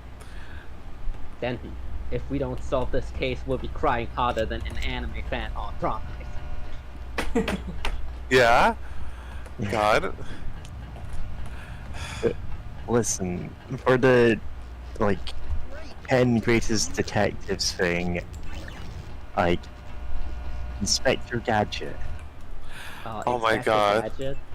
Like, not specifically him, you have your Inspector Gadget type. Like, you have the cyborg with all these things that obviously, like, is massively suspicious to begin with. It's like, oh yeah, he has rocket boots. Like, he has a grappling hook. He could have got into the room easy. I would want to do a cyborg type who's ambiguous as to whether this is a very elaborate, like, stage gimmick or is an actual cyborg. Oh, I love that. I think you'd also obviously have to have the crime novel author. Classic. Mr. Archetype. The one who's analyzing everything through the perspective of a story instead of an actual murder. Yeah. Oh my The God. frustration of at least one other of the detectives who's like, then you have like the guy who's an actual like police sergeant. He's like very practical, very pragmatic, very stuck in his ways, very Constantly frustrated. lies. Yeah, very like, concerned about his own prestige, but also frustrated with people who bring forth more fantastical ideas, especially the author. Yeah. Also, And, let's... I'm just gonna... How do you do bullet points in this? Oh, you do a hyphen then space and then write the thing. Yeah, I'm just gonna.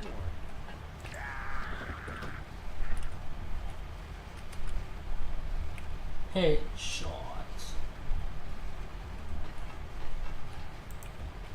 Oh, what were they? So we've got the combo type, Kid Detective, the Inspector Gadget type.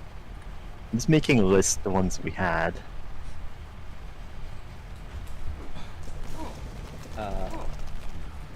Batman. Oh.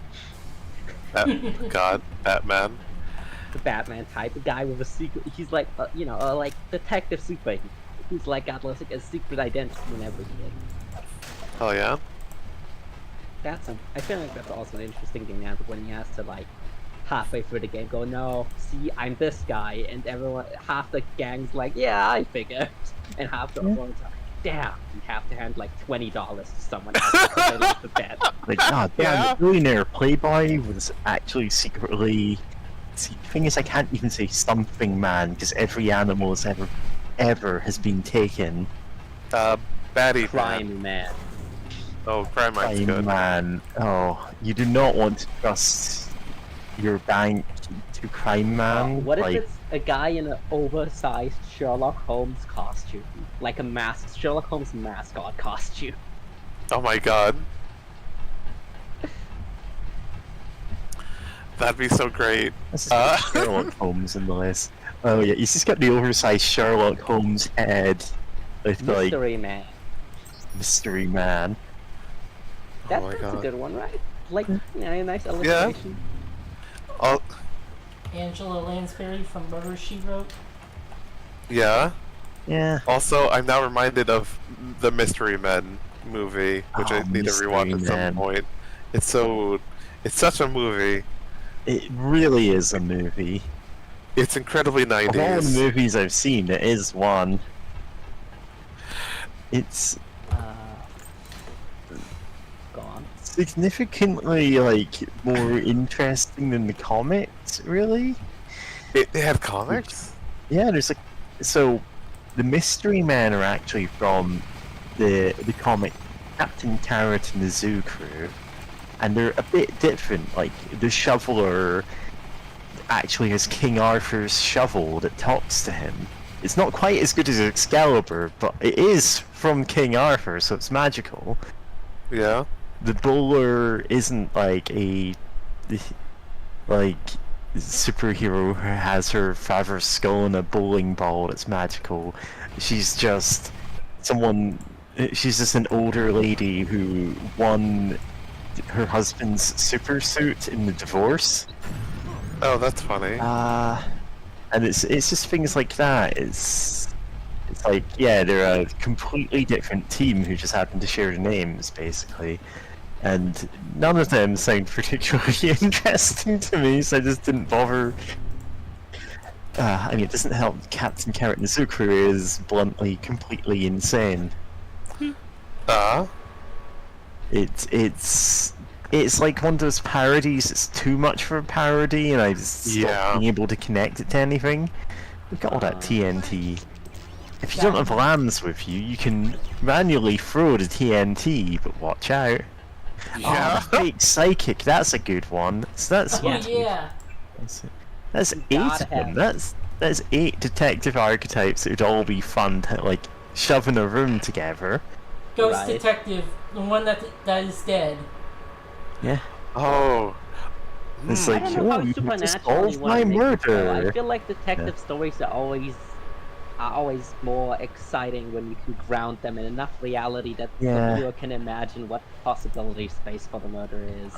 So I said Inspector Gadget type, and you said oh yeah, the some of that is smoke and mirrors. He's not as actually powerful as you think.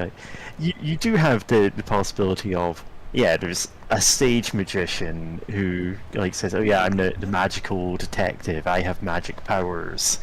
And whether or not that's true is a subject of contention in your story. Yeah. I think you could do an interesting thing with... Okay, this is coming to me now. The Inspector Gadget type is someone who wears several pieces of prosthetics. Yeah. And because of that, was not previously taken seriously in various circles, and thus adopted that Inspector Gadget persona. Yeah. Oh, it's just like, yeah, he's got a like wristwatch with gadgets in it. But he's like, oh yeah, this is built into my operating system.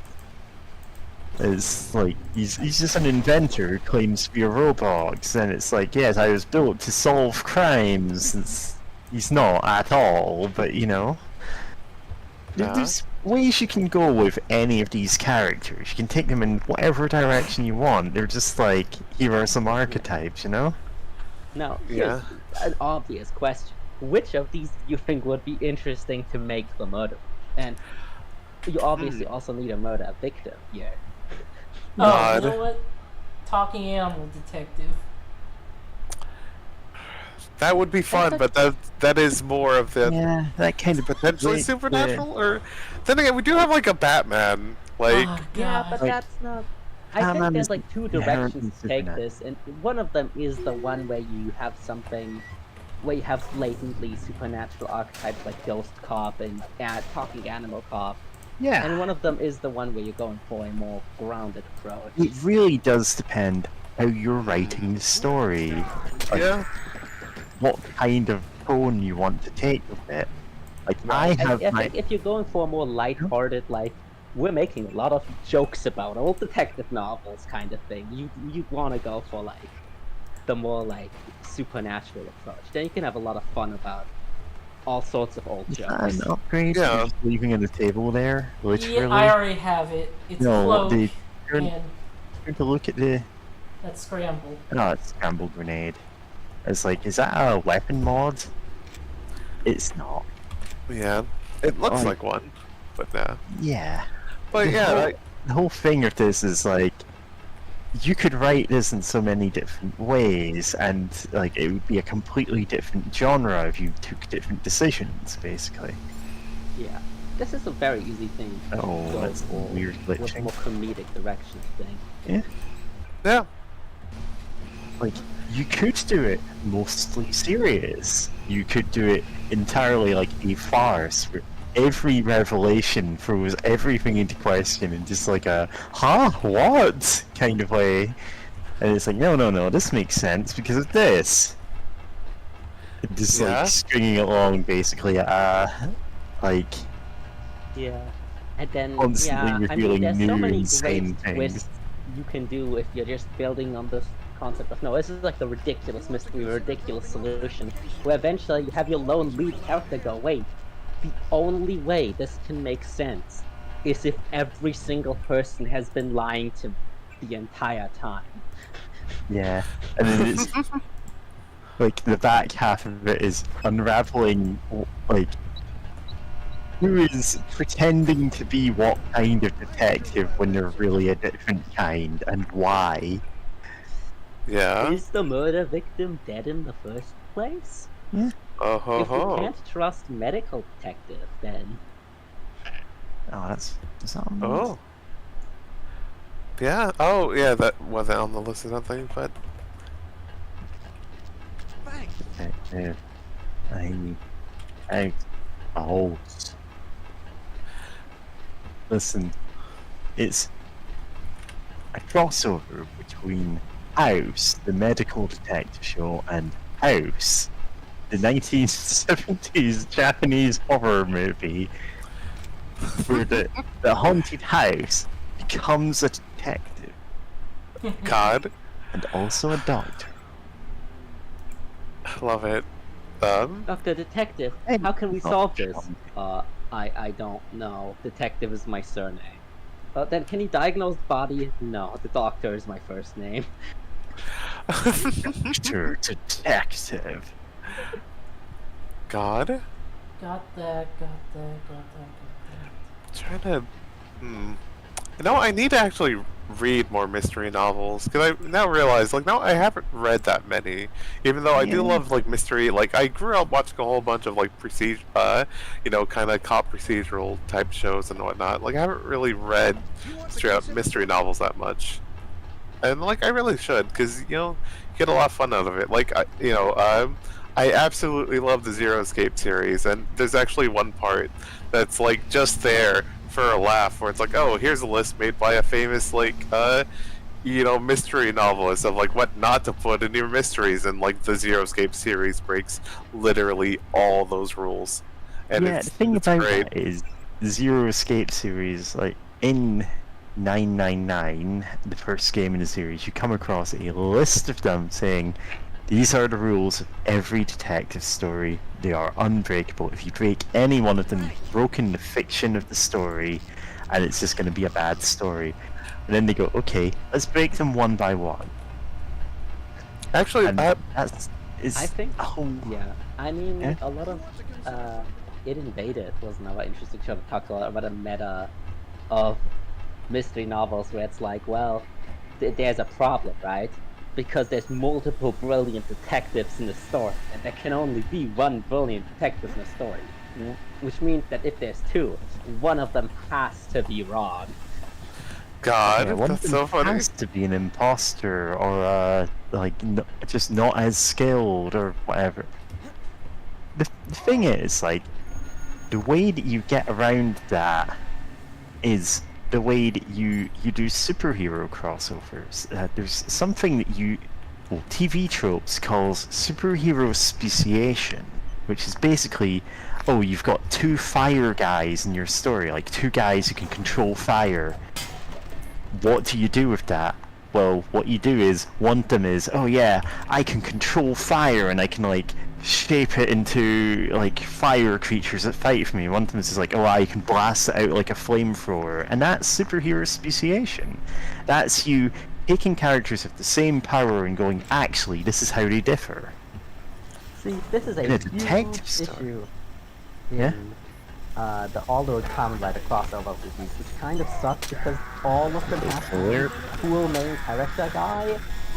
Literally all of them have to be that when they cross over in the movies. Yeah. So God. it just turns into like, wow, Kamen Rider Kuga, your dick is huge. Thanks, Kamen Rider Kabuto, your dick is huge too. Let's do a big rider kick together. Yeah. Yeah. So, because all of them have to be equally cool and get equal billing. Yeah, for they the all need fans. equal billing, and that's actually a problem. Yeah, because Like- you can't give everyone the cool billing. That's why all the ones where it's the main characters all crossing over kind of suck compared to the ones where it's like, here we got a bunch of the random side casts whose actors were still willing to come back from a show that ended 10 years ago. Yeah. Nice. So, God. the one that I'm actually thinking about is, so DC Comics has two characters called Plastic Man and Elongated Man. In fact, the thing about them is, I believe Elongated Man was created first, and he's like, oh, he's your stretchy guy superhero, right? And a DC writer went, oh yeah, he's a Marvel character, right? I'll make up my own guy, Plastic Man, and use him in a story which would normally have Elongated Man. And then he got told, you do know we own both these characters now. We now have two guys in the Justice League who, like, are stretchy guys.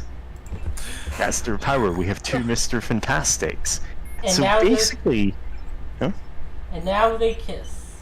And now they kiss. Now No, they they kiss. kind of hate each other, but that's because in writing them, their personalities started to differ. Plastic Man is like the silly, wacky guy who like transforms into stupid things to solve problems. Basically, he does a lot of physical comedy. Plastic Man, on the other hand, is like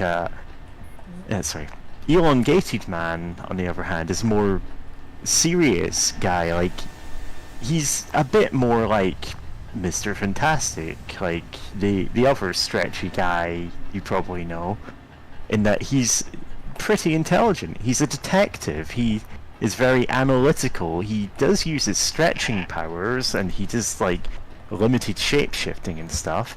sometimes he has the same power set, like point for point as Plastic Man. Sometimes he has a better or worse version. It doesn't actually matter. Yeah, well, like because stretchy guys, there's a certain level of like, Yeah. well, how much like control do they have Yeah. over the stretch versus like, oh, you just like how much pressure can Yeah, they put on like the stretch too? in the comics, like Elongated Man is basically he can do stretchy stuff, but only for a little time.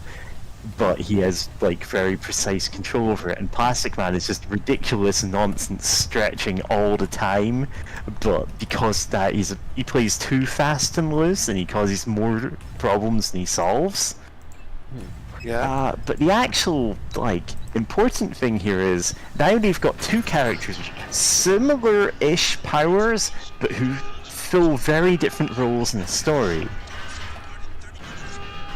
So if you need, like, a detective guy, you can have Elongated Man show up, and he doesn't even need to use his stretchy powers to fill that role in the story. And when you've got the 10 greatest detectives in the world, what you're doing is going, yeah, sometimes they're going to be wrong about things, but that's because each of them brings completely different talents to the table.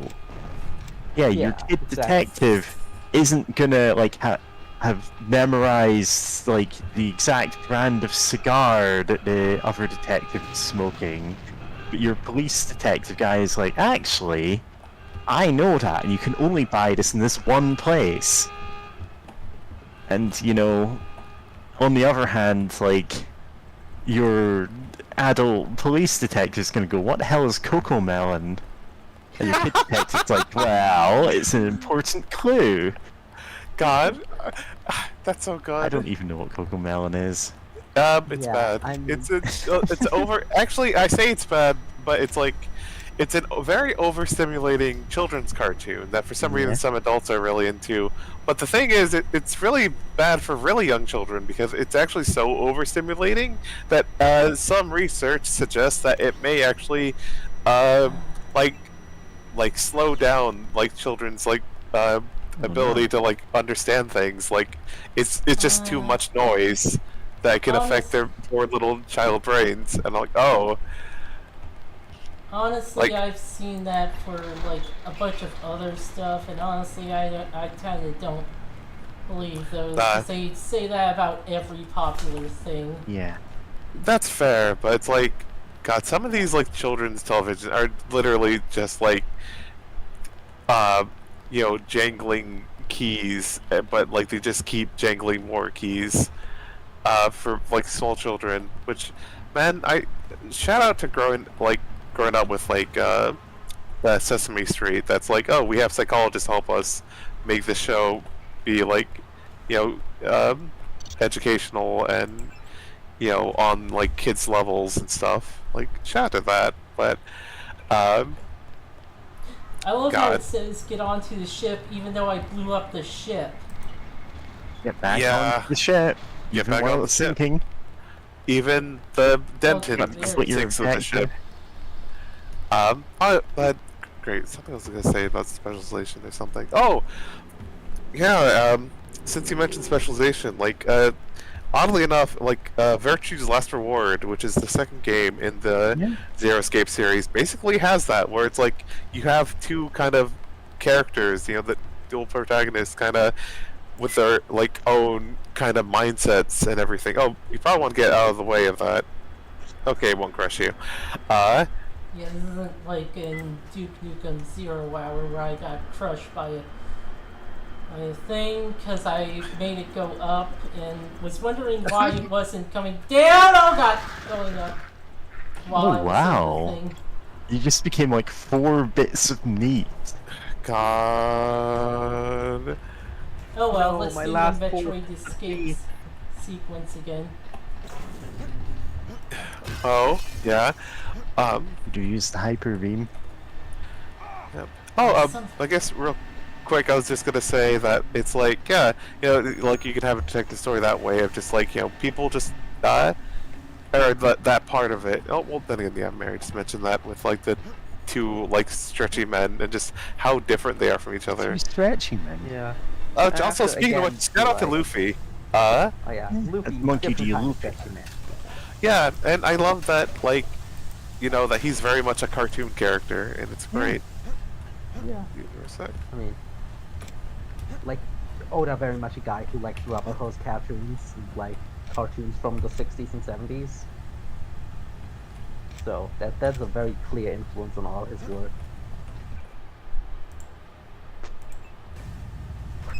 But yeah, lamenting the state of Kamen Rider crossovers forever. I mean, I think superhero comics definitely are like at least ahead in that area of like, we can have a comic about two guys without it constantly having to have the like Fast and the Furious, I'm not allowed to lose fights clause. God, I was deafened to make a video, the clip of the fall, but God, that's so stupid. That how could any actor put that in their movie unless they are the most like fucking man-child ever? I'm like, no, my special guy can't ever lose.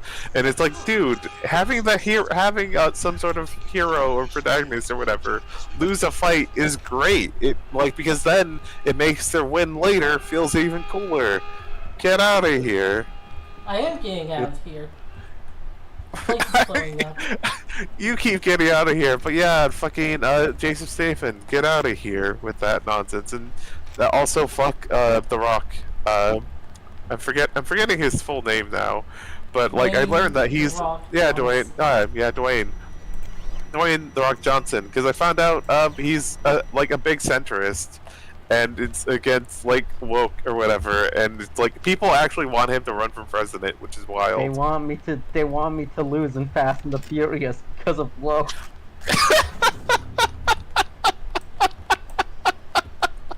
Oh God!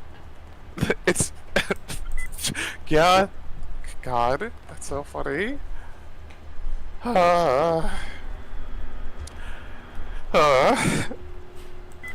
But also, God, it's just so wild to me that so many people are like, "Hey, we want an actor to be president again." It's like, really, you want this to happen once more? You want this to happen again? This thing that ruined the country?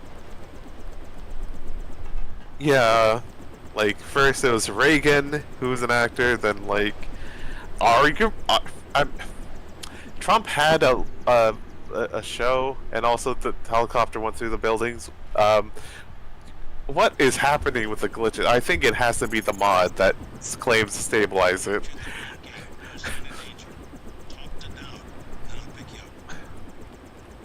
God. Yes? Yeah? What is it? I'm here to meet with Dowd.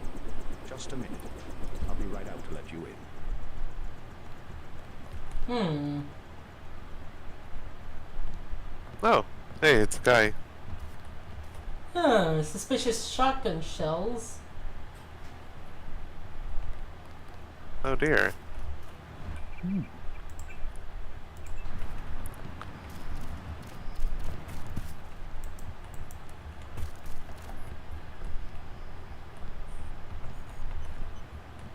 Mr. Dowd awaits you in the family mausoleum. He's a gatekeeper and not a crypt keeper. No, no. Suspicious there. Oh, these gravestones say anything? Nope.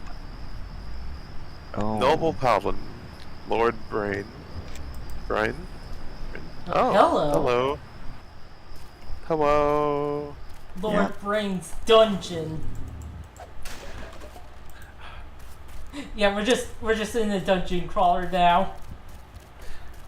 Deus Ex for the dungeon crawler. Right. I'm gonna post Brain Lord cover art. You're gonna go, wait, there was a game called Brain Lord? And I'm like, yeah, of course there was. Brain Lord, let me guess. I assume that's like around the turn of the century. Or earlier. Brain Lord. Action role-playing game developed by, produced and published by Enix for the SNES. Only released in Japan and North America, 1994. Huh. It's It's kind of like Zelda, basically. Uh, Like every picture I can see of this one, it's like, oh yeah, this is just Zelda, isn't it? It isn't exactly like that, and it's certainly not on the same level of quality, but like, if I remember correctly, it's actually pretty decent. It is saddled with an extremely weird name. Someone wanted to bury a bioelectric cell. Yeah. Oh When well, your batteries die, this is where they go. Oh well, I have nothing better to do than steal from the dead. James, you're going to disturb the zombies. Oh right, like in the game. Like in Thief. No, yeah? I was going to say like in Legend of Grimrock 2. Uh-huh. Yeah, kind of. Yeah.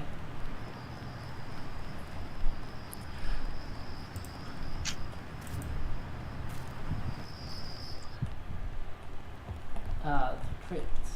How'd you get in? The gatekeeper. How else? Strange. No one's supposed to be working this late. Oh Did crap. you say anything? Not really. Think I should check it out? Oh, don't mind my paranoia. Occupational hazard. I'm sure he has his business. Gotta He's kill so that guy. harmless. Anyway, I scuttled the freighter and destroyed the stockpile of plague virus. Excellent, my friend. We have them on the run. Hopefully you didn't leak into the water. Hope it works. Ambrosia, you found some. Mr. Dowd, tell me something. Someone calling himself Daedalus has been broadcasting to my info link. He wants me to go to Paris to find an associate of yours, Morgan Everett. Yes, Everett.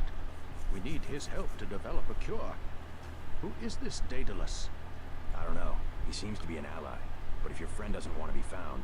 At this stage, we might be out of options.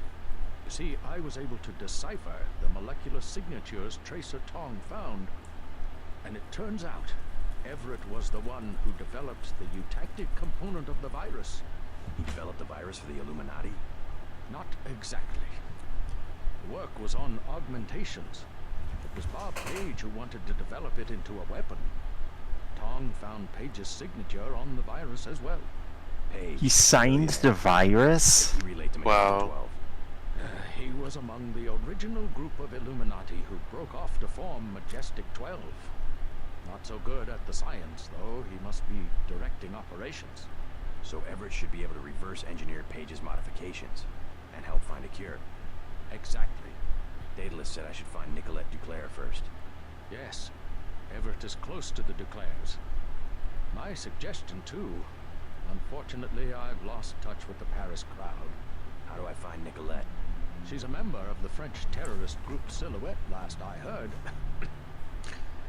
They're rumored to meet in the Paris catacombs. Great. I'll have Jock drop me off at the catacombs. I'll give you what I have on Nicolette. It's not much. Just a few snapshots of the catacombs area. Thanks. I'm sure they will be helpful. Image. Also, when we're dealing with like Illuminati and shit, you think the guy who'd like be like, "Hey, how did you get in here?" would be like, "Oh no, we really need to check out this gatekeeper guy."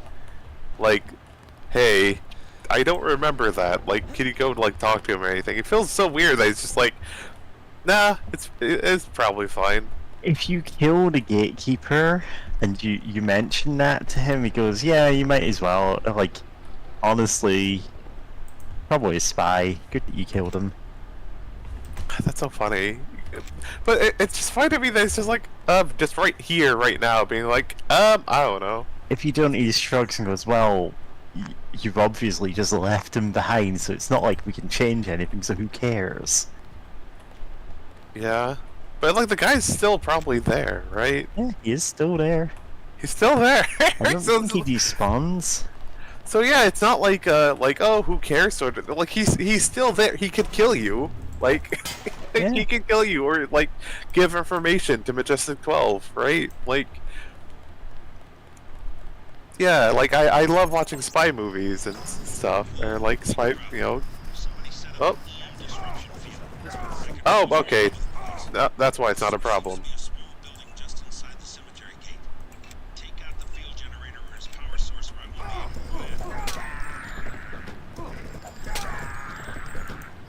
Because we are getting jumped by Majestic 12 already. Also, you have the bulletproof, or the bullet thing, right? Yeah, but regeneration works better. Oh wow, really? Just not even combining them? It just works better by itself? Yeah. Ah. Wouldn't consider that. Okay, so... Yeah, he was pulling out a gun. Yeah. Oh no, he's got a gun. Yes. Yeah, even if you kill him when you first meet him, you still get ambushed. Ah, okay. Yeah, I guess that Yeah. makes sense. That tracks. Like, by the time He you is the meet him. one who betrayed you, so... Well, I guess who just was keeping watch for you, really. Yeah. Go for the tunnels. There are very few dead people in this graveyard. Yeah? Well, now there's more. Oh, I suppose. All's well that ends well.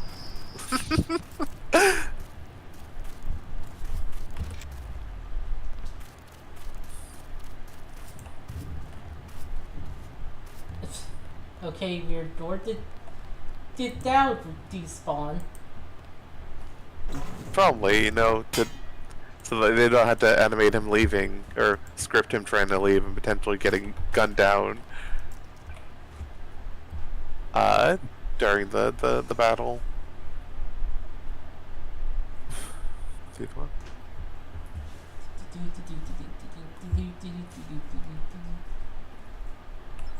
Yeah. We're just using King Crimson to open this. Don't need that pistol. Yeah. What are you upgrading now? Oh, huh. You know can what, max out your legs or your regeneration. You can power up your power circulator. You can make your drone much faster. Actually, that doesn't seem like a bad idea. Nice. Yeah. Quick question. After you upgrade the drone, what does the eye do? Like, if it's upgraded, the flashlight eyes. Oh, you can't Like, does it say upgrade it, anything? see? Oh, Yeah. there it is. My bad. Oh, If then you what's your refuse eyes to then? be upgraded at all, the Oh, eyes targeting. are targeting one that we never use. Okay. It's just What? not worth it. Yeah, that's fair. What's the alternative to the targeting one? If there is Some one. other thing that I think was kind of worse. Wow. Great. I'm gonna look this up actually, 'cause I can't remember. Augment. Augmentation. Deus Ex. The upper eye upgrade is so the eye upgrades are vision enhancement, which provides night vision, infravision, sonar, and long range sonar, depending on what level it's at, or targeting, which creates a new HUD element that displays information pertaining to the target. Each additional tier provides additional information. And it also, like, it gives a bonus to your current weapon skill, no matter what weapon you're using, so it's always got some use. The vision enhancement one, not so much. Since why do you need night vision when you have a built-in flashlight? To be fair, your built-in flashlight should have just been night vision. Yeah. Because the fucking flashlight sucks. Like, it's so bad. Yeah, you can have night vision if you want it, it's just not particularly good. No. The eye enhancements are both kind of a letdown, really. Okay. Oh. So, according to Deus Ex fandom wiki on the vision enhancement page. Someone upgraded the vision enhancement to level 3, switching on the sonar, and next to a dead body, found 3 other invisible dead bodies, and was terrified by this. And it's like, oh, there's a programming oversight. Oh my It's also god. very funny. That's so wild. Oh. How Deus Ex. I love this game, but also it does have its weird flaws. Then again, there's a lot here, so like I can kind of forgive that, you know? Like there's a lot of moving parts, and just adding more moving parts in the help. Let's go. Yeah, so neither of the vision upgrades are particularly good. But like, if you don't like the flashlight, you have an option to go for night vision. Yeah. There's just not much reason for it. Apparently there's a cut audio upgrade augmentation, but like it didn't make it far into development. Probably because it would just be kind of redundant. Oh, yeah. Cat. Welcome to Paris. The City of Lights.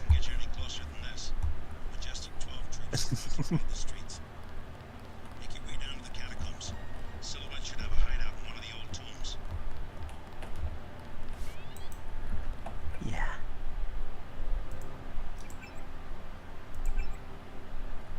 So another thing about the vision enhancement mods, the night vision one, is if you have that and the spy drone active at the same time, your spy drone also has night vision.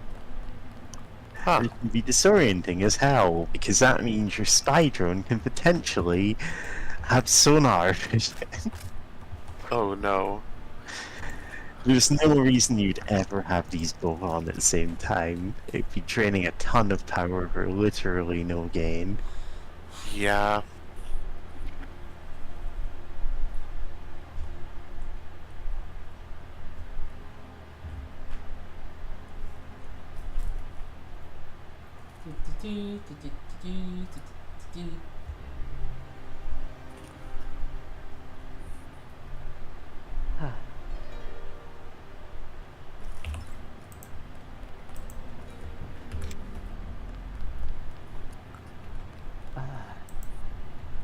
Flamethrower, crowbar, flares, and a book. That's all that's in here. Recipe for a party. Well, flamethrower is pretty tight, I think. Sounds like a good Tuesday afternoon. Arrangement been made between the party of the first part, the investor, and the party of the second part, the contractor, to engage in a mutually beneficial business arrangement to the renovation of the property. The property is a kind of type specified below. Contact is useless. Renee, now inventors have backed out. We'll have to lay off all 18 men until we can get back, and we just have to wait.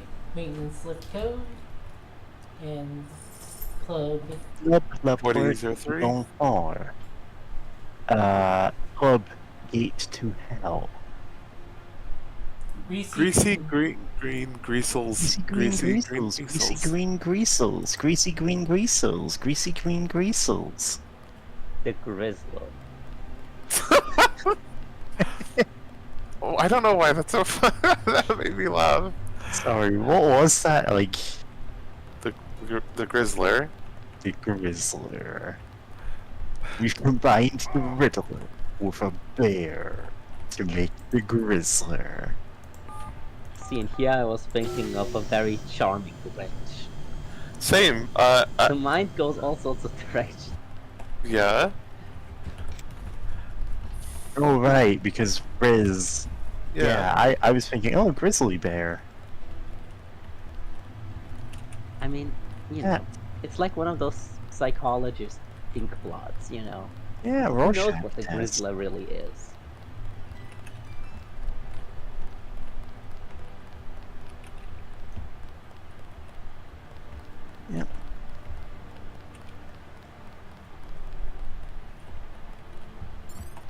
didn't know. How could I know?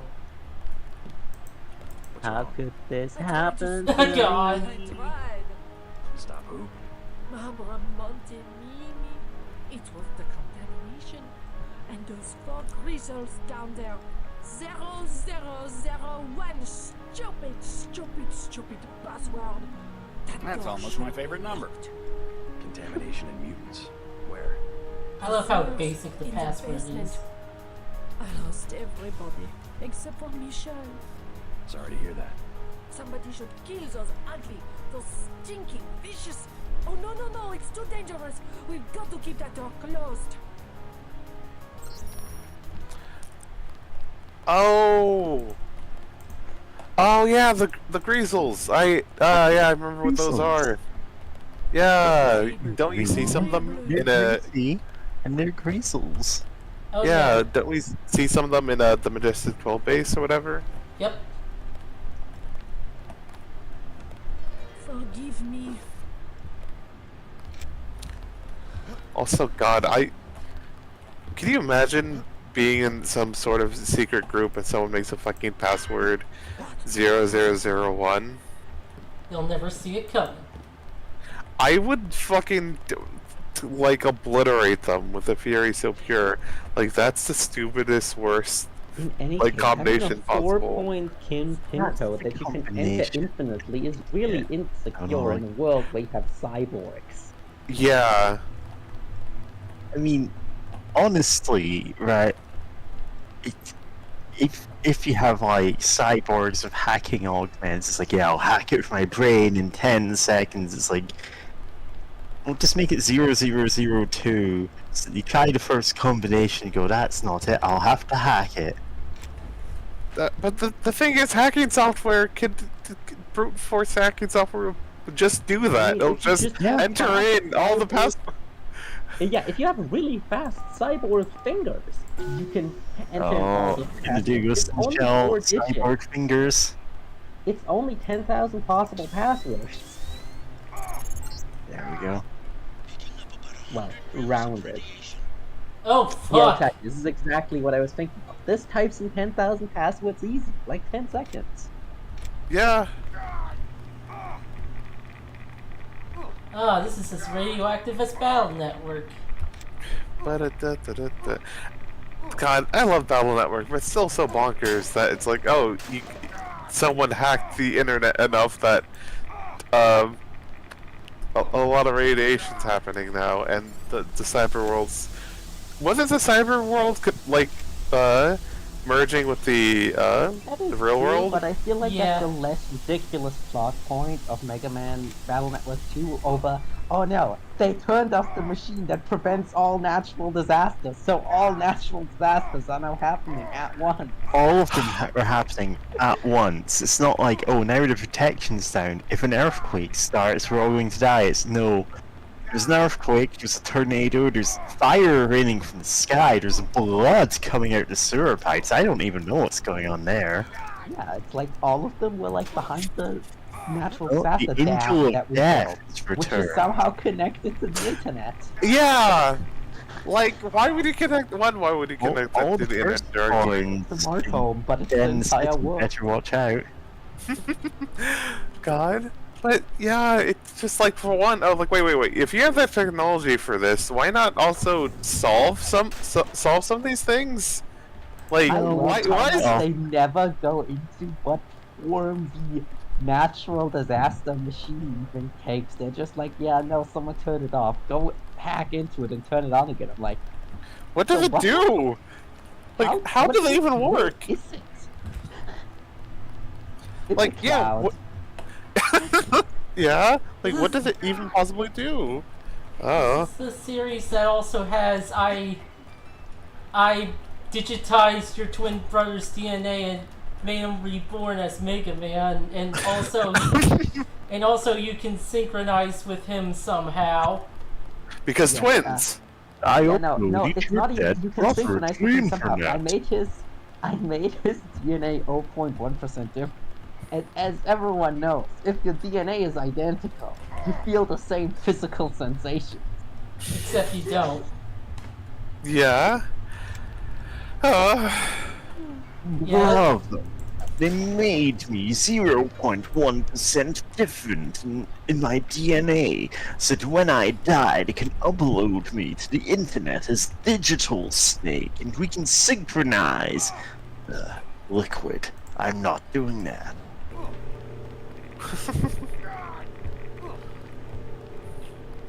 The radiation room. Yeah, you might want to talk to that maintenance bot. Oh, these robots. Other pairs of twins.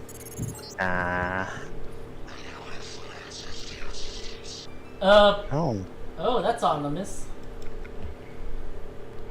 Me when you leave her phone unlocked.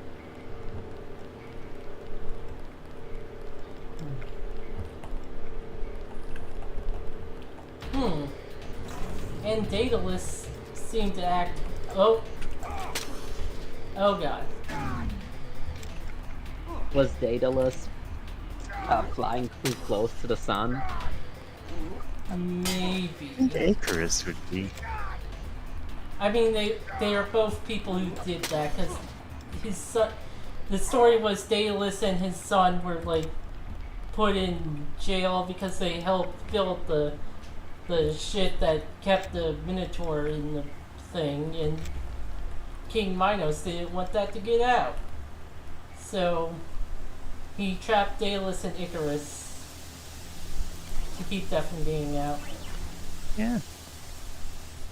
Yep. Also, hey, there's a kitty cat who wants pets. Hi, hey, kitty.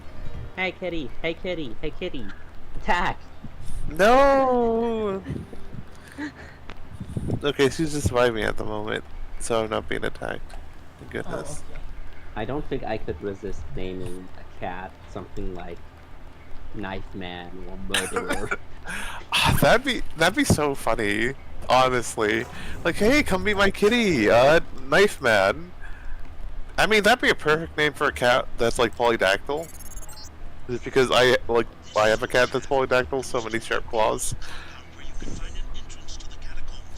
Alright, I guess we should call it here since... Yeah, a good place to call it. You know, when we're in Paris, we went through the radiation room, we blew up a ship. Illuminati real. Illuminati real. Illuminati real. Oh. Alright, well, later everyone.